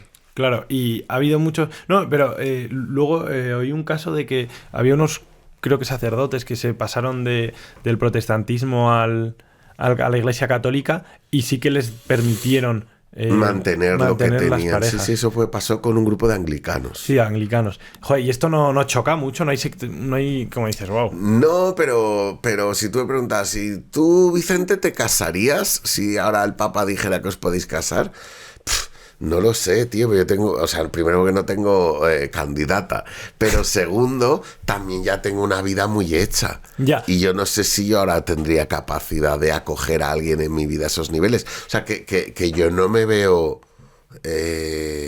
ansioso por casarme. Ya. Sí, pero si imagínate, retrocedemos en el tiempo, ¿vale? Hace no sé cuántos años tienes, pero cuando tenías 20 años. Y que ahí, bueno, 24, ¿no? Habíamos dicho que empiezas con 24. Con 24. Y la Iglesia Católica, pues, permite tener parejas a los sacerdotes. Tú, por ejemplo, ahí sí hubieses... No lo sé. O sea, quiero decir que no lo sé. ¿Qué crees que hubieses hecho? No lo sé. O sea, pues es que soy justo de los que vivimos en comunidad. Ya. Entonces a mí también la apuesta por vivir en comunidad, por sentir que sí que tienes un sostén. O sea, yo no vivo solo, vivo con hermanos. Es verdad, claro. Eso te iba a decir. ¿Cómo sería comunidad. eso? Entonces, cambiar mi comunidad por mi pareja, pues no sé si lo haría o no. A ver, bueno, estamos hablando en un... hipotético, pero... Justo en ese hipotético no hubieses entrado nunca a la comunidad porque acabas de... Y luego, ¿hay algún sacerdote que viva solo? ¿O todos viven en comunidad? No. Los diocesanos, muchos viven solos. Bueno. O sea, el cura de una parroquia tiene la casa parroquial y él vive ahí. Antiguamente vivía la madre con él o una hermana, ¿no? Antiguamente me refiero a hace mucho tiempo. La familia de un sacerdote se sentía de alguna manera obligada a ayudarle y acompañarle, ¿no? Vale. Ok, un tema interesante el del sexo, que bueno, has brindado luz al este. Otro tema que quería comentarte, el tema de las drogas. Esto ya no es una opinión como sacerdote, es una opinión más personal. Tú, como Vicente, ¿qué opinas de las drogas? Porque, claro, has estado en muchos conciertos, imagino, de metal. Ahí, como cualquier concierto, hay muchas drogas. A ver, yo el alcohol lo considero una droga. No, mucho más dura que muchas que son ilegales. Lo químico, todos los tranquimacines, reinoles, Sí. Prozacs, quiero decir... El café es una droga. Por eso. Es un psicoactivo. Entonces, también. a mí lo que me parece es que... El tabaco. El tabaco. Entonces, a mí lo que me parece es que todo lo que se convierte en dependencia, todo lo que me convierte en dependencia, me esclaviza, ¿no? Entonces, a mí lo de hacer apología del consumo, todo el rollo de jiji, jaja, yo qué sé, legalización de los escape, ¿no? O sea, me parece que si te quita lucha social, Sí. te quita sensibilidad social, te adormece, me parece que es dañino. O sea, yo soy consciente de que en los años 80 la juventud más militante que había en España era la vasca. Y ya se encargaron las autoridades de llenarlo de heroína, y muchos de los líderes sindicales, juveniles, políticos, reivindicadores que había en Vasco, acabaron todos con sobredosis. O sea, que la droga adormece al pueblo. Ya, o sea... Y entonces tú, por ejemplo, estás en contra de la legalización. Es que esto lo hemos tocado mucho. Bueno, revocar la prohibición, ¿no? Porque la historia de la humanidad durante todos los siglos de toda nuestra historia, ha habido libre mercado de drogas, ¿no? La gente podía consumir opio, morfina, heroína, cocaína, marihuana, lo que fuese, y nunca ha sido hasta pues siglo XX que ya empieza la prohibición y se empieza a prohibir en determinados países. El caso con el cáñamo, por ejemplo, es un problema colonialista que tiene Gran Bretaña con Egipto en la década de los años 20, que luego lleva a que se vigile, y luego a los años 30 que se prohíba, pero siempre han sido legales. Por ejemplo, para los yogis indios el cáñamo es algo sagrado, ¿no? O sea, hay antiguas escrituras que... En Camerún los pigmeos tenían María de una calidad. O con la ayahuasca. Sí, en muchas... o sea, yo prohibirlo no, o sea, ¿cómo va a ser una planta ilegal? ¿Me entiendes? Ya. Si yo no creo que haya ningún ser humano ilegal, y no hay para mí inmigración legal o ilegal, o sea, un ser humano no puede ser ilegal nunca en ningún sitio, pues una planta tampoco. Claro. Otra cosa es el uso que se haga con ella. O sea, ahí es donde me parece que viene el negocio, los narcos Colombia, narcos México, claro, narcos Marruecos, o sea, y los narcos todo lo que generan de muerte, de destrucción, de familias, de atentados, de violencia, ¿no? Todas estas series de Netflix que parece que blanqueen a Pablo Escobar, es no conocer la movida, tío, de cómo está su hijo, reniega de estas series, dice, pero, o Maradona, ¿no? Venderle ahí es Dios. Tío. Es una persona que tenía una gran carrera deportiva, que se juntó con la gente no indicada y que le exprimieron porque era el que tenía la pasta y le acabaron llevando pues a una vida, ¿no? Michael Jackson, el fentanilo. O sea, es una pasada lo que hay en Estados Unidos de un opiáceo donde las multinacionales ponían que en el prospecto no creaba dependencia y creaba 11 veces más que la heroína, tío. Yeah. Entonces tú vas a Detroit ahora y parece Walking Dead. Todo lleno de gente que se mete fentanilo de unas maneras, tío, ya. Entonces, a mí la droga yo no haré apología nunca de legalización. No, entonces... O sea... si te preguntase ahora, hay un referéndum mañana en España, ¿se revoca la prohibición y las drogas son legales o se mantiene el status quo que hay actualmente? O sea, a mí si la despenalizan me parece bien. Lo que nunca alentaré el consumo. Vale. Nunca le diré a los chavales, justo, venga, colocaos, chavales. Claro. No, yo, por ejemplo, sí que estoy a favor de eso, de la despenalización, de revocar la prohibición, pero no, bueno, yo de hecho es que no he fumado nunca ni consumo ningún tipo de droga, salvo el alcohol, que bueno, lo consumo ocasionalmente. Pero sí que es verdad que me parece que hay una hipocresía muy grande en Occidente. Total. En el que se estigmatiza el que consume, pues eso, marihuana o que consume otras sustancias, cuando aquí la gente se atiborra alcohol, que es claramente neurotóxico, es teratogénico, y te destroza el hígado, causan episodios de malignidad familiar, la mayor causa de los accidentes laborales. Entonces, creo que hay que ser un poco coherente, ¿no? con el discurso, y por eso siempre aquí intentamos eso, un poco que la gente piense por sí misma. O sea, yo no busco que la gente... todo lo que digo es mi opinión, que está fundamentada en lo que yo pienso, en lo que cómo me informo yo. Tengo 21 años, no tengo la verdad absoluta de absolutamente nada, salvo de certezas primarias o de axiomas, como puede ser que el agua hierve a 100 grados, por ejemplo. Pero salvo verdades empíricas, todo lo que se dice aquí es una opinión, y lo que busco sí que es más alentar a que la gente piense un poco, ¿no? Por sí misma, y pues vienes tú, podemos tener opiniones distintas en algunos temas, y no que la gente coja lo que dices tú o lo que diga yo, sino que se informe y diga, pues mira, voy a investigar esto que ha dicho, ¿no? Es un poco, no sé qué te parece en ese sentido, ya por hacer una pregunta un poco más personal, el proyecto y en lo que se basa. No, hombre, yo todo lo que sea comunicación sin filtros y sin marketing me parece bueno. O sea, quiero decir que yo aquí no vengo a publicitar nada. Ya. Ni a buscar suscriptores ni nada, ¿no? Es solo por el arte del conversar y del dialogar, claro, y del informarnos, ¿no? O sea, y que cada uno luego pues construya su propio relato con todo lo que le ayude de lo que va oyendo, viviendo y experimentando. ¿Has pensado en hacerte un canal de YouTube? No, tenemos uno en la parroquia corporativo donde compartimos publicaciones que vamos haciendo, así de liturgias, de charlas y tal, pero no me mola el personalizar. No, la experiencia que he visto de gente de iglesia con sus canales, sus tal, acaba siendo muy agotador mentalmente y demasiado protagonismo. Ya. Ser muy protas. No. A mí no. Eso sí, entrevistas sí, pero... O sea, que me las hagan, sí, sí. Pero el estar frente todos a la cámara días toda la un semana, contenido, no sé qué, y es que no me mola. Y los tiktokers, hay curas bailando, de a mí no me aportan nada. Es verdad, hay el padre Damián o algo así, creo que es TikTok, pero creo que es de canto, creo que canta. Sí, estuvo en La Voz, es un tal. redentorista, sí. Sí, ahora está en Telemadrid también, como tertuliano, tío muy majo, un colega mío. Sí, es colega suyo. Le he visto, es que le he visto también, de hecho, en TikTok le he visto, pero no solo cantando, sino en entrevistas y demás. Es un tío majo. Vamos a hacer un breve paloncillo. Vale. Las farmacéuticas diciendo, esto es un opiáceo que no tiene dependencia, que no crea dependencia. Bueno, todos los médicos diciendo, qué pasada.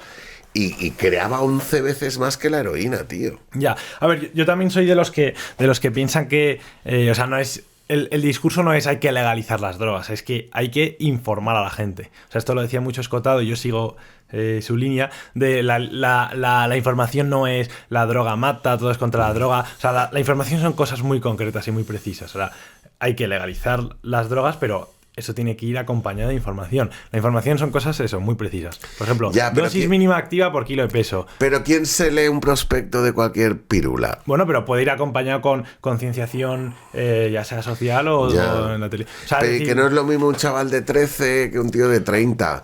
O sea, digo, ni en el consumo de droga, ni en la violencia del sexo, ni en la pasta. Mira los criptobros, tío. Los putos criptobros. Claro. Lo hemos tocado. Con Galindo hablamos de ciberseguridad y estuvimos hablando de... Los criptobros en la Navidad del año pasado, a todos los cuñados queriéndoles vender mierda, y un año después están arruinados todos. Y esto nos lo decía Juan Carlos Galindo, que él era experto en delitos económicos, y nos decía, yo estoy a favor de la criptomoneda como filosofía, la descentralización y demás. Pero, tío, es que ahora mismo el 80% de los fraudes es por tema de criptomonedas.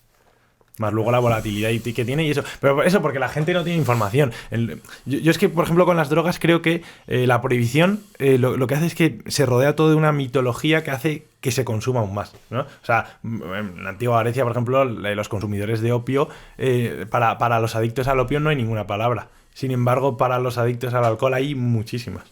¿Sabes? Entonces yo creo que eso, pues lo de la información, ¿no?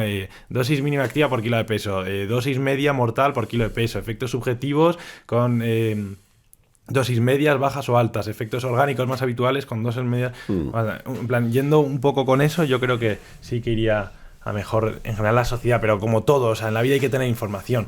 Las adicciones al juego, que también lo hablábamos con esto, y aquí traje en el primer episodio que tocamos también las drogas, hablamos con con Roberto Colom, que es bueno, un catedrático de psicología de la Universidad Autónoma, pero es uno de los tíos que más sabe de inteligencia, yo creo que de Europa. Es un referentazo. O sea, ha tenido entrevistas con Punset y tal.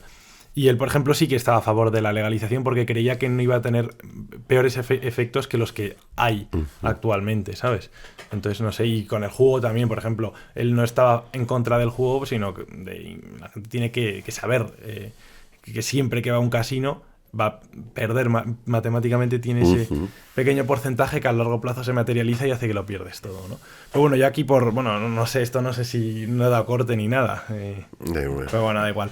Temas así que quería tratar: aborto y eutanasia. Son temas polémicos. Yo, por ejemplo, antes de que des tu opinión, lo mío es curioso porque no es que esté en contra de las dos o adopte las dos, sino que, por ejemplo, sí que estoy en contra del aborto, pero, por ejemplo, estoy a favor de la eutanasia.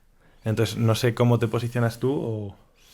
Sí, yo me posiciono con la visión que tengo sobre qué es la vida, ¿no? Entonces, para mí la vida no es un derecho ni una exigencia, sino que es un regalo que me han hecho. O sea, me parece que es la mirada creyente, ¿no? O sea, vale. Yo no me he dicho a mí mismo quiero nacer, ni en dónde, ni ser tío, ni ser tía, ni ser XL, ni ser valenciano, ni en qué época de la historia. Es que no he elegido nada. Me veo como dado, como regalado, como, tío, qué sorpresa que hay una cosa que mis padres decidieron que se llamara Vicente, que tiene una sensibilidad, que capta, que mira, que siente, que actúa, que interviene. Entonces, para mí eso es sagrado, pero desde el mismo punto en el que yo no sé fabricarme la vida. Y yo sé que el señor Paco y la señora Elo, que eran mi padre y mi madre, tampoco sabían elegir un Vicente, sabían tener relaciones sexuales, y de ahí nací yo y mis hermanos. Claro. Pero más allá del gusto y del placer de tener relaciones, no sabían las consecuencias de si se podían quedar embarazados o no. O sea, somos 6, ¿no? Pues la quinta y yo nos llevamos 5 años. Y en esos 5 años yo estoy seguro que mi padre y mi madre estuvieron mucho tiempo juntos. Claro. Y a los 5 años aparezco yo, ni buscado, ni programado, ni con fecundación. Yo, de hecho, creo que mi padre no me esperaba, ni mi madre tampoco. Fui un desliz. Bueno, nazco yo. Un hijo de aseadísimo. Y te digo que no. Pero estoy aquí. Y como cada uno de nosotros puede hacer esa reflexión, tío. O sea, ahora resulta que tengo una voz que sirve para comunicar. Tengo un humor que sirve para hacer reír a mis colegas. Tengo un cuerpo que sirve para ver un concierto y que no te aplasten. Yo qué sé, empiezas a reconocer tus talentos y tus fortalezas. Para mí el aborto es no dejar que ese milagro ocurra. Vale, ok. ¿Vale? O sea, no juzgaré nunca a una mujer que aborte. O sea, no la juzgaré. Me he encontrado a muchas en el confesionario y siempre soy portador de la misericordia, no a la culpabilización, no a rascar la herida. Ha pasado. Normalmente, ¿por qué pasa? Y volvemos a lo que antes hablábamos de la sexualidad. A un uso de la sexualidad no como un elemento constructor de la personalidad, sino como un pasatiempo a los 13 años, 12 años, o a una violación, o a un no sé qué. Sí. Entonces, sé que ya ha empezado mal la historia cuando no hay madurez para hacerla. Si luego desde la madurez uno sabe que puede pasar, que venga bien, o sea, yo usaría otros métodos anticonceptivos para evitar los embarazos, ¿no? Pero bueno, más eficaces te refieres. O sea, no sé, yo intentaría que no se quedara embarazada la chica, ¿no? Bueno, pero una vez que pasa, también es verdad que el diálogo mío con mujeres que han abortado es que tampoco es quitarte una peca o una verruga. Claro. O sea, que tiene unas consecuencias psicológicas que más o menos, y ojalá menos que más, dejan secuela. Y algunas graves. Eso es. ¿Y con la eutanasia, por ejemplo? la Iglesia lo que está construyendo también el relato es de los cuidados paliativos, que es muy importante. No ensañarnos terapéuticamente ni médicamente con alguien, respetar sus últimos deseos, pero tampoco que sea alguien ajeno quien le ponga una inyección en serie. O sea, un doctor muerte, un no sé qué. Ha habido casos de enfermeros que se han tomado por su cuenta lo de esto es muy caro para la seguridad social, le metemos una chuta de no sé qué y cargas 90 viejos. Ya. A mí se me parece una barbaridad. Bueno, a ver, es que eso es un asesinato, porque ahí claro. Yo hablo de la eutanasia como tú, libremente, pues desear cuándo morir, cómo morir y porque claro, lo que pasa es que siempre metes a un marrón en alguien. Cuando tú pides que te inyecten eso... obviamente con objetores de conciencia, o sea, siempre y cuando los médicos puedan decidir si ellos quieren acabar con tu vida. Pero es que al final... o sea, digo que a mí me parece, y yo soy el primero que si yo estoy chungo, estoy dando por saco un montón a mi comunidad, ya estoy cansado de vivir, yo le diría a los médicos, sédenme. Ya. Pero sédame no es ponme veneno. Ya. Sí, no, ahí es la sutil línea de diferencia, ¿no? Sí, y luego que luego esto no se volviese aquí, a la gente se le fuese la olla y descuidasen. O sea, yo creo que lo que hay que primar es el cuidado paliativo del enfermo. Y luego ya, en un caso irremediable, pues... Y sabiendo que el ser humano es tan mezquino en muchísimos casos, yo me imagino hijos diciendo al médico, nada, enchúfale y así heredamos. Ya, no, es que hay muchos... que ahí está el peligro de quién autoriza que se pare esta vida. Sí, no, yo, por ejemplo, aun estando a favor, es verdad que encuentro ciertas incongruencias, ¿no? O sea, es que es lo que comentábamos, y esto lo hemos tocado muchas veces. No todo es blanco-negro, ¿sabes? Eso no es estar en... Yo, es verdad que te propongo la pregunta un poco, pues para que la gente lo entienda, a favor o en contra, pero es verdad que luego hay pequeñas cosas que dices... O sea, yo he visto casos de un señor que le dio el vaso con el componente que acabó con la vida de su mujer y le querían culpar y luego le liberaron, le dieron... Bueno, eso me parece amnistía. A mí también, o sea, ese tío está amando a su mujer haciendo eso. Pero de eso a que haya el marco legal para ir cargándote gente... Pero, por ejemplo, yo conozco gente que trabaja en aseguradoras, o sea, clínicas privadas, ¿vale? Y entonces hay un gabinete que autoriza los tratamientos o no. Y entonces dice, el médico, un oncólogo, ha prescrito este medicamento. Ese gabinete ve cuánto cuesta el tratamiento y lo desautoriza porque es muy caro. Y a lo mejor ve que el que lo va a tomar es un paciente de 86. Ve edad de vida, umbral de vida, el precio del tratamiento, fuera. Tío, esa decisión a mí me parece muy cruel, eso es eutanasia, tío. Es lo que pasó con la primera ola del COVID, con las decisiones de los consejeros de sanidad de aquí en Madrid, que es la acusación Ayuso. Tío, tú no puedes no ingresar a un mayor en el hospital si lo necesita porque tiene no sé qué edad, ¿no? Y el criterio era, para que no se colapsen los de 75, que no ingresen.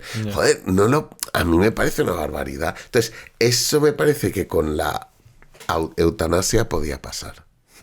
Sí, a ver, habría que también ver qué pasaría en caso de legalizarla. Yo con el aborto, por ejemplo, yo es que tengo más o sea, la razón por la que no estoy a favor del aborto es porque no encuentro una coherencia. Me explico.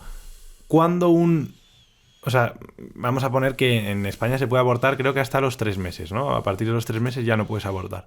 Entonces, cuando un non nato lo consideramos una persona. A partir de los 3 meses. Pero entonces, 2 meses y 29 días... Yo es que creo que es desde el origen. Entonces, o sea, el problema es que esto bueno, hay un filósofo, de hecho, Euclides de Mileto, que tenía una paradoja, en griego creo, en latín creo que es la paradoja soritas o algo así, pero que, bueno, es la paradoja del montón. Que básicamente lo que dice es, cuando un montón de arena es un montón de arena. Si cogemos un montón así, es un montón, ¿no? Pero si quitamos un granito, sigue siendo un montón. Ahora, si quitamos muchos granitos, igual ya deja de ser un montón. Es decir, es lo que pasa cuando se le aplica el sentido común a un concepto vago. Y yo creo que pasa en este caso con la eutanasia, porque si en verdad analizas esto desde un punto de vista matemático... Sí, pero tú, por ejemplo, mira en las clínicas de tratamiento de fertilidad, sacan de la mujer el óvulo, le inyectan el esperma y lo congelan. Ya. Porque si te implantan 3, pero dejan 2. Ya.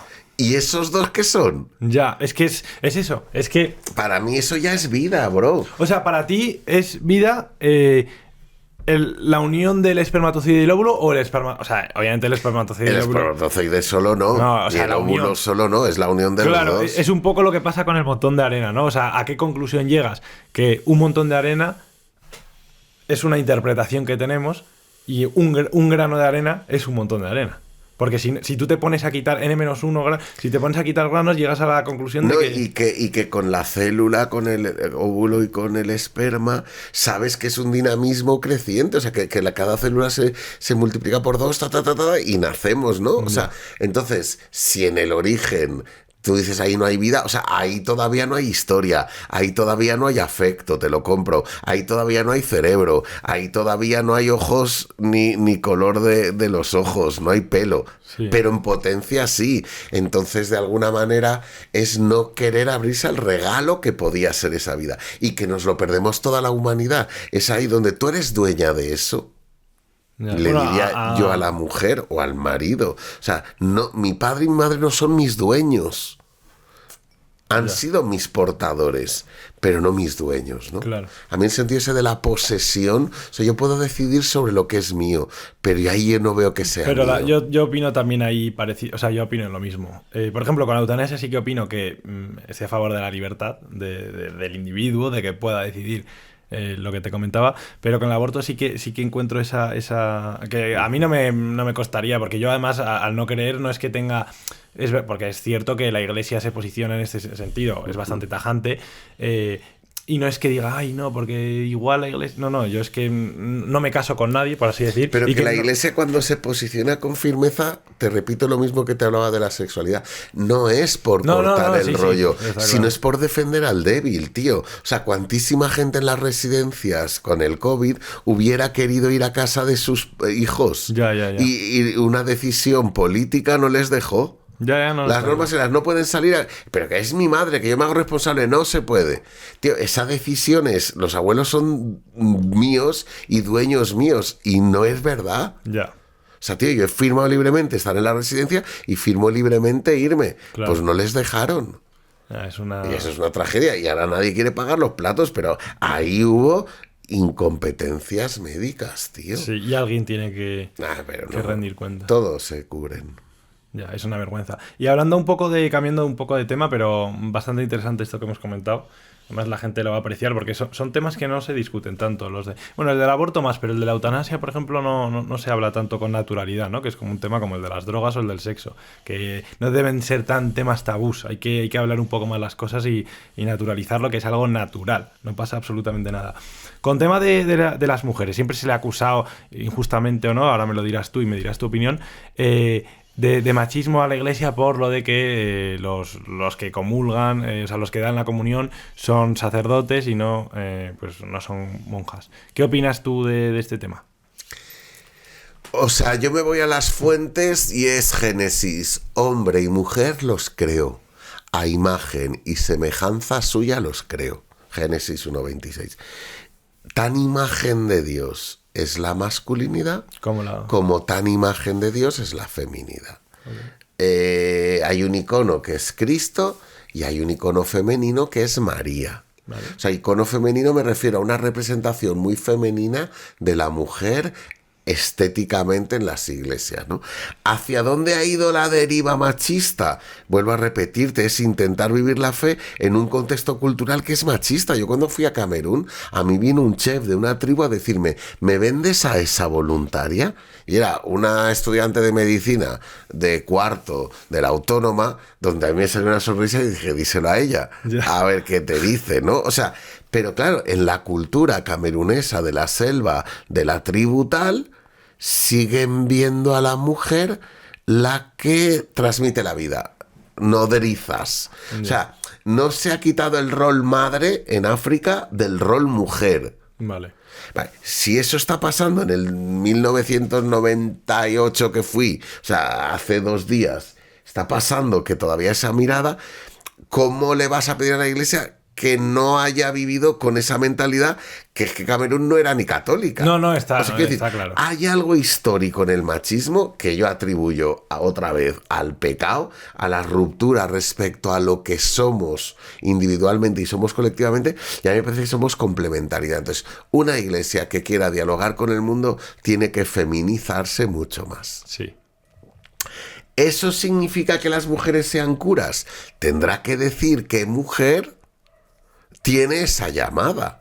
Volvemos a lo mismo. ¿Por qué los curas no os casáis? Bueno, tío, a mí me ha llamado a esto y déjame tranquilo. Entonces, cuando haya mujeres que sientan la vocación al sacerdocio, lo hablamos. Claro. Otra cosa es decirle, pues tú tienes que hacerte cura. Y muchas dirán que yo no quiero ser cura. Sí, que, ¿por qué? Que no pues se imponga, ¿no? Y ahí vamos al clericalismo, que es una frase que usa mucho el Papa Francisco.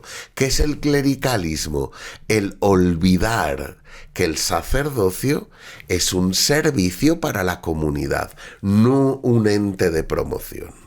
O sea, si tú CEO de una empresa lo vives como el fucking boss, o sea, yo soy la leche, yo soy el líder, yo soy el CEO, y te cargas de honor por definirte así, estás corrompiendo lo que era el espíritu de qué significa ser CEO, que es promocionador de los demás y que funcione la empresa. O sea, lo honorífico o lo utilitarista se pueden solapar. Yeah. Entonces, si un pollo se siente cura y se siente más que tú por ser cura, está corrompiendo lo que significa el sacerdocio. Entonces, una mujer que sea cura corrompiendo el sacerdocio, yo no la quiero ni loca. Yeah. Porque ya bastante tengo con tíos apropiándose de lo que es un servicio. O sea, es como decirte, tío, yo estoy para cuidar a una comunidad y cuidar, la mujer sabe cuidar un montón. O sea, la mujer está capacitadísima para ser sacerdote. El problema es qué imagen de sacerdote tenemos. Lo que decíamos de la misma, yo me quiero diferenciar de ti o quiero que me consideres como tú. O sea, yo no quiero ir con una etiqueta con 5 estrellas, ¿no? Ahora con todo el rollo de Argentina. Yo no quiero ir añadiendo estrellas en mi escudo. Yo lo que quiero es que tú te sientas tan valioso como yo. Y eso lo entiendo como mi vocación. Entonces, no voy a señalizarme como diferente a ti. No me quiero poner estrellas. Entonces quiero pasar desapercibido. Y si tú quieres notar algo en mí diferente, que sea mi sonrisa, que sea mi forma de acercarme a ti, que sea mi disponibilidad, que sea cogerte el móvil, que sea llevar las cajas, no sé cómo explicarlo. Sí. Para mí Jesús no iba con un cartel, soy sacerdote. Y había sacerdotes en la época de Jesús. Sumos sacerdotes, escribas, gente profesional del templo. Y Jesús no fue de ellos. Jesús fue laico, tío. Ya. Yeah. Entonces, luego fue el sumo sacerdote, o sea que luego de la resurrección ya le hemos metido muchos títulos, pero él estaba con pescadores, con señoras que barrían la casa, o sea, entonces, de lo que te está hablando es, a mí me parece que la mujer poco a poco tiene que ir ganando protagonismo, ya lo está haciendo, hay grandes teólogas, hay grandes gestoras de instituciones religiosas, hay grandes acompañantes, hay grandes predicadoras, y el punto ese de recibir el orden sacerdotal, yo no estoy cerrado a que en el futuro se pueda dar. Ya, o sea, pero que sea algo orgánico, ¿no? No una imposición directa, ¿no? Eso es. Claro, es que que la mujer reciba esa llamada. Ya, sí, que sea orgánico, porque es que eso lo vivimos mucho en este siglo, que, ¿verdad? O sea, decimos, sí, es un país o un mundo, ¿no? Cada vez más feminista y demás, pero es que a la mujer se le está diciendo lo que tiene que estudiar, cómo tiene que vestir, cómo tiene que tal. Es esto, no es machismo. Y es que se está cohibiendo incluso la propia libertad de la mujer, ¿no? Porque ya tiene que ser obligada, ¿no? Porque si no, no eres feminista, ¿no? Entonces incluso el propio feminismo actual llega a esa serie de incongruencias y de hipocresía muchas veces. Y tú, por ejemplo, opinas que la asignatura de religión, y no religión como historia de las religiones, sino religión católica, como la que he tenido yo en el colegio, por ejemplo, tendría que ser impartida en los colegios públicos. Que esto, por cierto, en España con el ministro, hubo mucho revuelo con el ministro Wert, Wert, no sé muy bien cómo se pronuncia, del Partido Popular, ¿no? Hace unos años. ¿Qué opinas de...?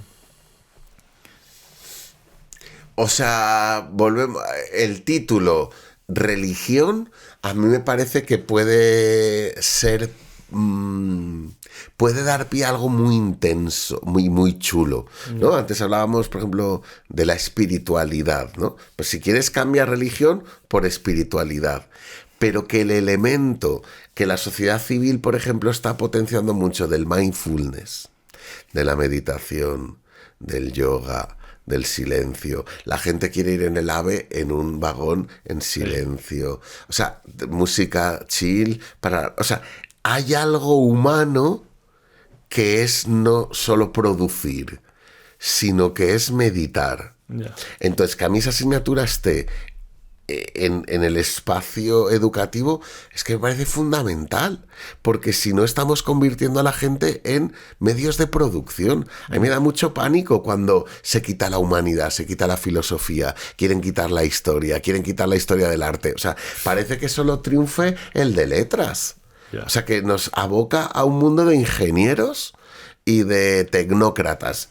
Y yo creo que la espiritualidad / religión es el último reducto a pensar en la utopía, la narrativa. O sea, tú mira la belleza de las historias contadas. Entonces, a mí me encantaría escuchar la belleza del Corán o la belleza de Shiva y del budismo. No son rivales, son explicaciones de lo mismo en lo que yo creo desde otra tradición. Pero es que me encantaría que me lo narraran porque me hace bien la narrativa. Sí. Entonces, capar eso, entonces depende del profe. Si te ponen ahí un fundamentalista, un talibán, un cruzado, que solo te quiere vender un producto sin explicarte ninguna razón, a mí eso me provoca rechazo. Sí.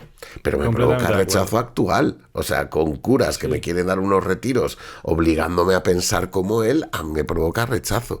En cambio, si hay un hermano, una hermana, alguien que me introduce en una experiencia de una manera comprensible, yo lo probaría. Claro. Sí, o sea, entonces... Yo, por ejemplo, sí que estoy a favor de la historia de las religiones. Creo que sería una asignatura bastante interesante. Bueno, esto de hecho lo decía Pablo Iglesias.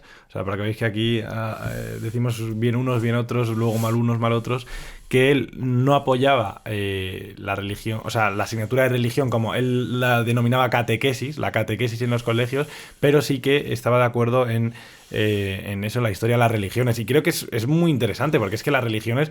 Yo sí que he hecho en falta que en el colegio, en lugar de tanta religión católica, que en algunos momentos es cierto, esto es algo así, o por lo menos en mi caso, que era un poco catequesis, nos hubiesen explicado la historia de las religiones. Oye, es que es súper interesante. El Islam, la religión judía... Yo no lo sé porque cogí ética, o sea que no, en mi cole no vi religión, entonces no sé cómo la dieron, pero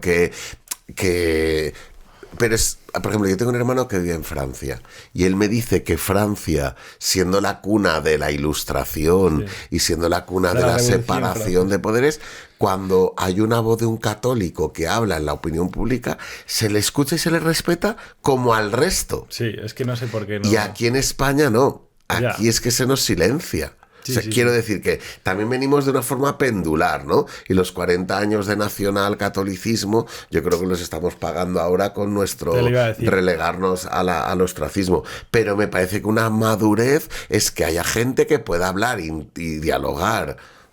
O sea, de una manera amable. Yo no quiero ser tertuliano de ningún programa de la tele, pero me imagino que si a mí me invita el Risto Mejide o me invita no sé quién, yo creo que hablaría amablemente. Yo he estado 5 años en Radio Nacional haciendo un programa que se llamaba La Sotana Metálica y nunca tuve altercados ni nunca tuve tal, y era una presencia todos los lunes, y sí que había haters de los curas de Rosa María Mateo promociona la iglesia en Radio Nacional, o sea, con mala hostia, porque yo solo hablaba de heavy metal. Ya. No, ¿me entiendes? Sí, a ver, o sea, que hay un prejuicio sobre la Iglesia Católica en España que a lo mejor no lo hemos ganado a pulso, pero me parece que no es justo. Ya, en parte lo que decías, el nacionalcatolicismo se está apagando ahora, esto es un hecho franco, pero esto no solamente afecta a sectores como la Iglesia, a la derecha no tradicional, sino más liberal, por ejemplo, también lo paga. Es decir, gente, yo que sé, que está a favor de pues que los impuestos sean más bajos, o de una economía de libre mercado, y ya es Facha. Y esto es igual, eres católico, facha, eres tal. O sea, te lo digo, no soy católico, pero es que respeto enormemente a la gente que piense lo que le dé la gana. Me parece fenomenal que, de hecho, creo que la religión ha hecho mucho más bien que mal. Es verdad que en algunas partes, por gente corrupta, ha hecho mal, pero también ha hecho un enorme bien. Muchísimas personas se han salvado gracias a la religión, se ha enviado muchísima ayuda a África, a Latinoamérica, a Asia, lugares de una pobreza inmensa en la sociedad occidental también, y es verdad que ha hecho cosas como bien como mal, pero la clave está en, como sociedad, en lugar de criticar y echarlo todo por la borda, coño, ayudar y decir, mira, esto es una cagada enorme, no lo volváis a hacer, porque es que si no, está mal. No, y ahí estamos, o sea, nunca, como hasta ahora se había pedido perdón en nombre de la Iglesia. Juan Pablo II pidió perdón, Benedicto ha pedido perdón y Francisco también, ¿no? También tengo una cosa que creo que es un poco injusto, y esto lo decía Ortega y Gasset, que no puedes ver lo que se ha pasado siglos atrás con el prisma de la sociedad actual. O sea, obviamente la Iglesia Católica hace 300 años era machista, pero es que toda la sociedad era machista. O sea, el cura era machista y el que no creía en Dios era machista, y es que eran incluso las propias mujeres eran machistas. No, y había cinturones de castidad, tío. O sea, que un hombre dominaba. O las barbaridades de la Inquisición. Es un hecho, claro que es, pero es que se hacían barbaridades en nombre de todo el mundo, o sea, no solo de la Iglesia. Entonces yo creo que el camino está en la autocrítica y en un poco el llevarnos bien. Este podcast también a mí me interesa. Traigo a gente de distintas ideologías con las que se ve que, oye, puedes estar... tener ciertas discrepancias, pero llevarte bien. Es que no sé por qué la gente se tiene que llevar mal si piensa distinto, ¿no? Esa polarización de la sociedad, que yo creo que también viene en parte un poco pues con estas tendencias de pues TikTok, cada vez un consumo de cosas más cortas y con un mensaje más directo, ¿no? Como muy titular, es decir, eso es una mierda y tienes que ir a por él, ¿no? El enemigo es eso. No, y cuanto más radical es tu mensaje, más visualizaciones tienes. Sí. O sea, ahora la moderación no vende. Ya. Monta al talibán en cualquiera de sus vertientes. Y yo paso. Y la polémica. Paso de estar ahí con proclamas. Yo no quiero eslogans, no quiero proclamas, no quiero profundidad en lo que decimos y en los porqués, ¿no? Sí. Que es algo que permite este medio del podcast. Justo, que la gente... O sea, que no es habla en 3 minutos. En 3 minutos no puedo decir nada. Claro. Y luego, padre, Vicente, así ya para ir cerrando un poco, ¿no? Esto me lo ha preguntado mi editor, que le he pedido, bueno, muchas de las preguntas que te he hecho me las envió ayer, me dijo, mira, esto puede ser interesante que le preguntes. No está guionizado, o sea, van surgiendo las charlas, por eso hay preguntas que me trabo 7 veces porque no sé muy bien cómo la voy a formular, otras que las hago más directas porque no está nada preparado, yo voy hablando como una conversación normal, que te trabas, no pasa absolutamente nada. Y esto me lo ha pedido él. 5, o los que quieras, grupos de heavy metal que recomiendes a la gente, o de rock, lo que tú quieras. 5 nacionales y 5 extranjeros. Venga. O sea, vale. Pues nacionales, yo pienso que Marea es uno de mi top 5. Hoy justo 23 ha sacado un disco que se llama Los Potros del Tiempo. Vale. Ya le he hecho una escucha rápida y son Marea. Me encanta una banda madrileña que se llama Habeas Corpus. Vale. Que luego tuvieron una colabo con una banda de hip hop valencianos que se llaman Los Chicos del Maíz. Sí, hombre. Los Pilotas, pues hicieron Río Propaganda. Y me parece también una de las bandas mejores. S.A., Sociedad Alcohólica, me parece que en el top 5 nacional. Y unos valencianos que se llaman Zarpa, que son unos longevos, me encantan. Y luego extranjero, me está flipando mucho una banda...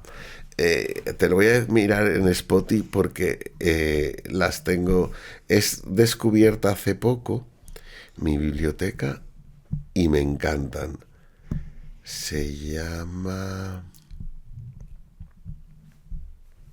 Grima.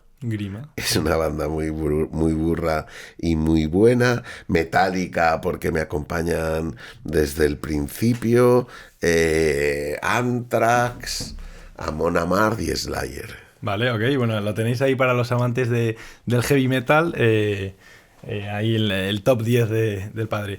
Y luego ya para terminar, si te parece bien, hay una cosa que he incorporado en los últimos 2-3 episodios, no recuerdo muy bien, que es un dilema ético, ¿vale?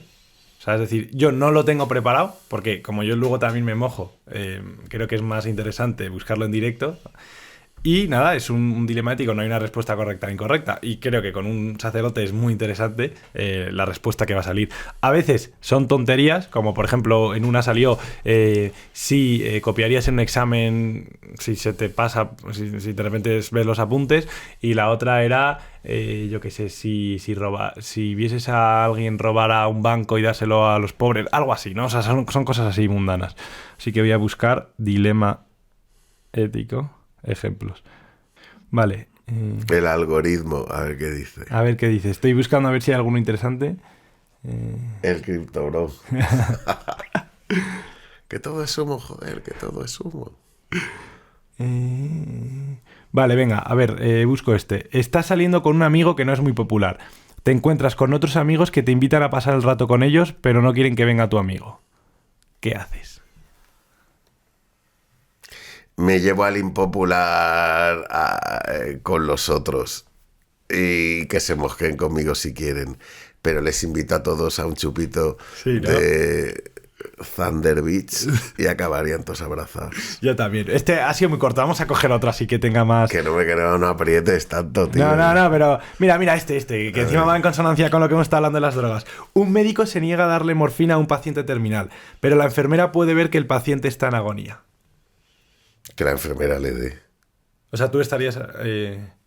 Se niega a darle, pero lo ha pedido o no lo ha pedido el paciente. Ese dato me falta. No lo pone. ¿Sabes? Si no lo ha pedido... Pero está en agonía y tú sabes como médico que necesita morfina. Pues yo se lo daría. Sí, yo también. Bueno, pues ya con esto terminamos. Son dilemas éticos sencillos. Vale. Ya, de todos modos, los voy a ir complicando porque, claro, la cosa de buscar en directo es que son así sencillitos. Pero voy a empezar a buscar, por ejemplo, el dilema del tranvía, ¿no? Este de que vas en un tranvía y tienes que empujar a una persona a las vías. No, yo vi uno que me flipó mucho, que era de los coches estos de conducción automática. Sí.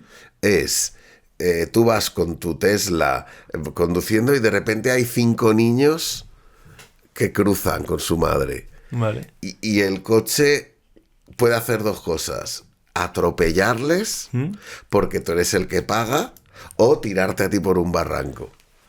La inteligencia artificial, ¿qué tendría que hacer ahí? 5 niños mientras tú eres el consumidor del Tesla. A ver, la inteligencia artificial... O sea, lo que tendría que hacer ahí es... Yo entiendo, la inteligencia artificial como inteligencia, como...